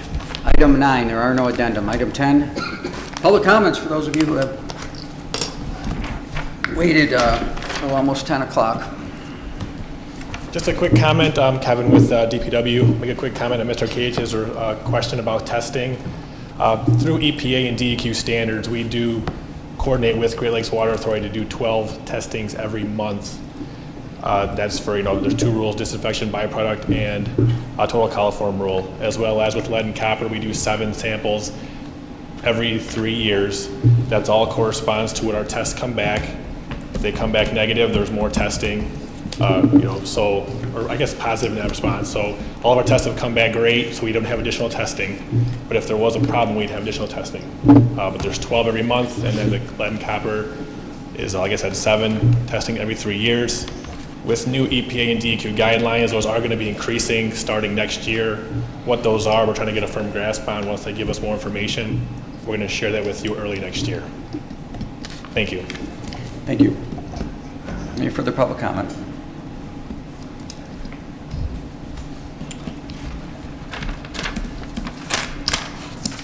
I'd like to get with you, see what you're testing monthly, you said? So afterwards? Joe, after the meeting, and okay. I just wanted to make sure. Anytime you can reach out to any of us, so please address the board. Okay. I just wanted to say something about the last agenda item where the colonel came from the Selfridge base and pointed out some issues they had. Basically, to me, it meant it was over safety. They fly in over that development, and it's good. Their type of planes they're going to use sounds like they're going joint use of that base, which means commercial, if I got that right. And it seems that we're worried more about developing that program along that highway and putting buildings in what could be a danger zone, and basically bending over to make sure that the developer can utilize that land. I would really like to see somebody work with them a little more, see what their concerns are. I've been here. I remember when they put an M4 down over in Gratiot off of 23 Mile Road in the 60s, and if it had happened now, you'd take out Home Depot, Myers, and everything else. That wasn't developed back then. I also remember a few years ago when he talked about losing things off of airplanes, they were looking for it wasn't a dud, but it was a dummy missile that fell off of one of their planes. And they were looking around my area in the marsh that was across me and north of there trying to find it. Fortunately, it didn't hit anything, but things do happen. You really should look at maybe possibly working with that developer and leaving a clear space through there so that they've got some out. If you're primarily coming in, and like he said, they're coming in, they start at about 300 feet. By the time they get down there, they're a lot lower than that when they come over that area. I don't know if everybody's ever sat on M59 and watched those planes come in. They're pretty low when they come over that fence at Selfridge. I wish you would basically take a look at that for the safety of the people that are going to be there. Maybe there's another option, another place to put whatever shop he's looking at, but you could be putting a lot of lives in danger. The other thing I wanted to talk about, the consideration over the budget today. I missed the budget meeting. I looked, there was no video of the budget meeting from Monday, a week ago Monday. There was nothing. It didn't even have the budget online. Picked it up today. You asked for comments on the budget today, but it makes it pretty difficult to make comments when you don't even have a budget or a video to look at what happened. Basically, the only thing, I got the budget, but the only other thing was a little presentation given just before you asked for the approval. I think you should take a look at basically involving the public more in the budget and giving more time for people to look at it and find out what's in it, and even give their input as to what they would like. One way to do this was something I was looking for, was actually go back to something I've been advocating for a long time, is live streaming these meetings. You'd get more public involvement that way. It's been on board.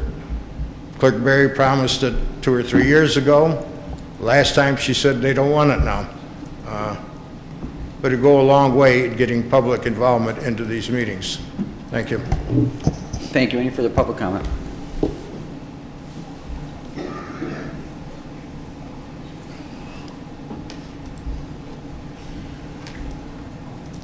Mr. Supervisor, honorable board members, there's so much to say. Could you state your address, if you could? Please? I'm sorry, my name is Patrick Maher. My address is 51278 Caroline, Chesterfield, Michigan, 48047. There is so much to say, folks, and at this point I don't even want to hear myself say it, so I'm not going to. A wise man told me, speak when the chicken pees, which means don't say a hell of a lot if you don't have to, and I'm not going to. I do want to thank my planning commissioners. I think they're the best planning commission, just wonderful people. And continuous hard work. Constantly, the enthusiasm these people show, for those of you who don't come to planning meetings, amazing. Eyes light up, hey, we got great ideas, we can move things along. So I want to thank you guys. I want to thank you for being here tonight as well. I want to thank the members of the board, and I want to thank members of previous boards. I want to thank previous planning commissions as well. As the board said, you know, I've been here 27 years. My firm has probably been here 35. I didn't even look into it, to be honest. So, to keep things extremely short, you know, I think I've spent my life trying to be as honest and straightforward, read ordinances, interpret ordinances, share those with the community, open people's eyes to visions for the community, and, you know, put those on paper as things progress. We've done a pretty good job of that over the years. I appreciate the fact that they're going out for an RFP right now. I'm not going to continue. I'm not going to even bid on the, or put a proposal forward. So I have followed a new path, as the supervisor has indicated. I'm going to try to be home once in a while to spend some time with my family for a change. For the last 27 years, I've spent 17, 18 nights a month out at meetings and weekends at work, and I've been doing the same lately while I have a full-time job and I'm still consulting. So I spend nights and weekends driving around and looking at all these sites. Anyway, I love this community, and I've loved the job for as many years as I've done it. I appreciate, in particular, my family over here and my friends that showed up tonight. And again, want to thank all of you. Thank you.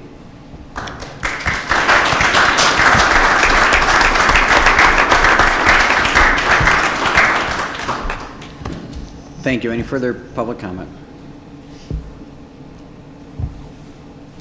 Bring it up to the board. Trustee Anderson. Thank you, sir. Well, firstly, Mr. Maher, thank you for your work for the township during this time. I never had the opportunity to really meet with you on zoning and not being on planning, but thank you, sir. Mr. Johnson, appreciate what you and your committee have done as far as our community, the charities. And final thing, I would like to welcome the town center, the new business going to be there. Some concerns about safety. Spent a career in education, and one thing you would never promise the parents, which you know, nothing's going to happen here of a negative thing. We just live in a society like that. You can't guarantee there's not something horrific that's going to happen in that environment. I don't believe any police officer can guarantee that any of us will be a victim of crime, yes or no? It's just something that can't be done. What may happen as far as Selfridge is our neighbor, I know they've always been a great neighbor, but I mean, we kind of fluctuate between this BRAC thing, which are going to close the base, and then to the next thing, we want to get those F-35s in there. So who knows what's going to happen there. In the meantime, we have a hunk of land out there sitting, and perhaps that'll be, I believe it will be, an economic shot in the arm for this township. Can't be bad. Anyhow, with that, I'll turn it back to you. Thank you. Trustee Joseph. Thank you. Just very happy to move the Town Center project forward. A lot of very exciting things coming. I don't know if people could hear Mr. Costello's presentation specifically as it relates to the rumored IKEA that was coming. A year ago, there was hope that we were one of the finalists for an IKEA location, and all things were looking very, very positive in that direction. Unfortunately, after much deliberation with the state and even the county, the economic development teams, as it impacted the entire region, IKEA actually had deposits in other communities that they walked away from. And the difficulty with that stems from just the nature of retail today. Businesses tend to evaluate the online sales versus the bricks and mortar sales, and for whatever configuration IKEA had, it just didn't pan out, and they took a pass on all new retail bricks and mortar, Chesterfield being one in the early stages. So that was disappointing, but I'm confident that Mr. Costello and his team have an exciting slate of retailers coming in. So very encouraged to see that moving forward. That is, of course, Mr. Kadich, the concerns regarding our neighbors to the south, Selfridge in particular. Obviously, they're going to be concerned about anything that could impact those zones, as he articulated. The PUD process didn't complicate that at all. The proposed development that are going in are in what's considered the safe. They were looking at the totality of the PUD, and Colonel Schultz, I think, would agree. The PUD concerns that were raised tonight were the exact same concerns that were raised with the original development PUD 15 years ago. And the collaboration between the two is something that's already happened tonight. While you were speaking, they're still in the hallway discussing those options. So I'm confident that the continued collaboration will happen. Lastly, I'd just like to point out Friday is our township tree lighting, and hope to see everybody out there with their families enjoying another fantastic tree lighting. Our Parks and Rec and DPW have worked hard. The lights coming in were phenomenal, so congrats to your teams for a great job. Trustee Vosberg. Everything's been said. Trustee Demink. Well, since David just took half of the... I'm sorry. I forgot your commission assignment. Okay, but everybody, tree lightings is Friday night, 7 o'clock. Santa arrives at 7. Coloring contest, writing letters, visiting with Santa. Guests are welcome to cross the footbridge over to Historical Village. Sponsored by Genesis Credit Union. Cookies, Big B Coffee, Texas Roadhouse, we have samples. Avoid the congestion, and you can park across the street at Green Elementary, and there's a courtesy shuttle to the township offices. Also, watch for our winter brochure to arrive in your mailbox this week. It was mailed to 21,000 residential addresses. Includes all the classes, activities, sports, and special events for January, February, March, and April. I'd also say good luck to the development with this BJ's Warehouse. Also, I'd like to offer a note of condolences to the Thomas family. They're not from Chesterfield, they are from Macomb Township. Trustee Anderson worked with Steve Thomas in Detroit, and I worked with him at the Sheriff's Department along with two of my fellow deputy friends out here. He just recently passed away, and we buried him today, so I'd like to extend my condolences to the Thomas family. Thank you. Let's go Treasurer LaFata. I'd like to thank Finance Director Ballor for all the work she put into on the 2019 budget. Just reviewing some of the complex spreadsheets this morning, there's a lot that Ms. Ballor had to put in to get us to where we are today. and I'd like to thank her for her efforts. I think everything else is pretty well much taken care of, and it's getting late. Thank you. Clerk Barry.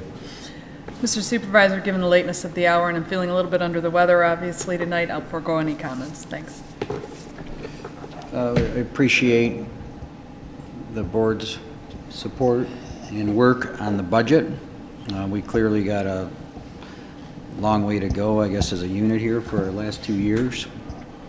And I will reserve the rest of my comments to the next and final meeting of the year, which is on December 17th, 2018. Do we have a motion to adjourn? Motion to adjourn. Motion by Trustee Dominguez, support by Trustee Vosberg. All those in favor? Aye. Opposed? We are adjourned at 8.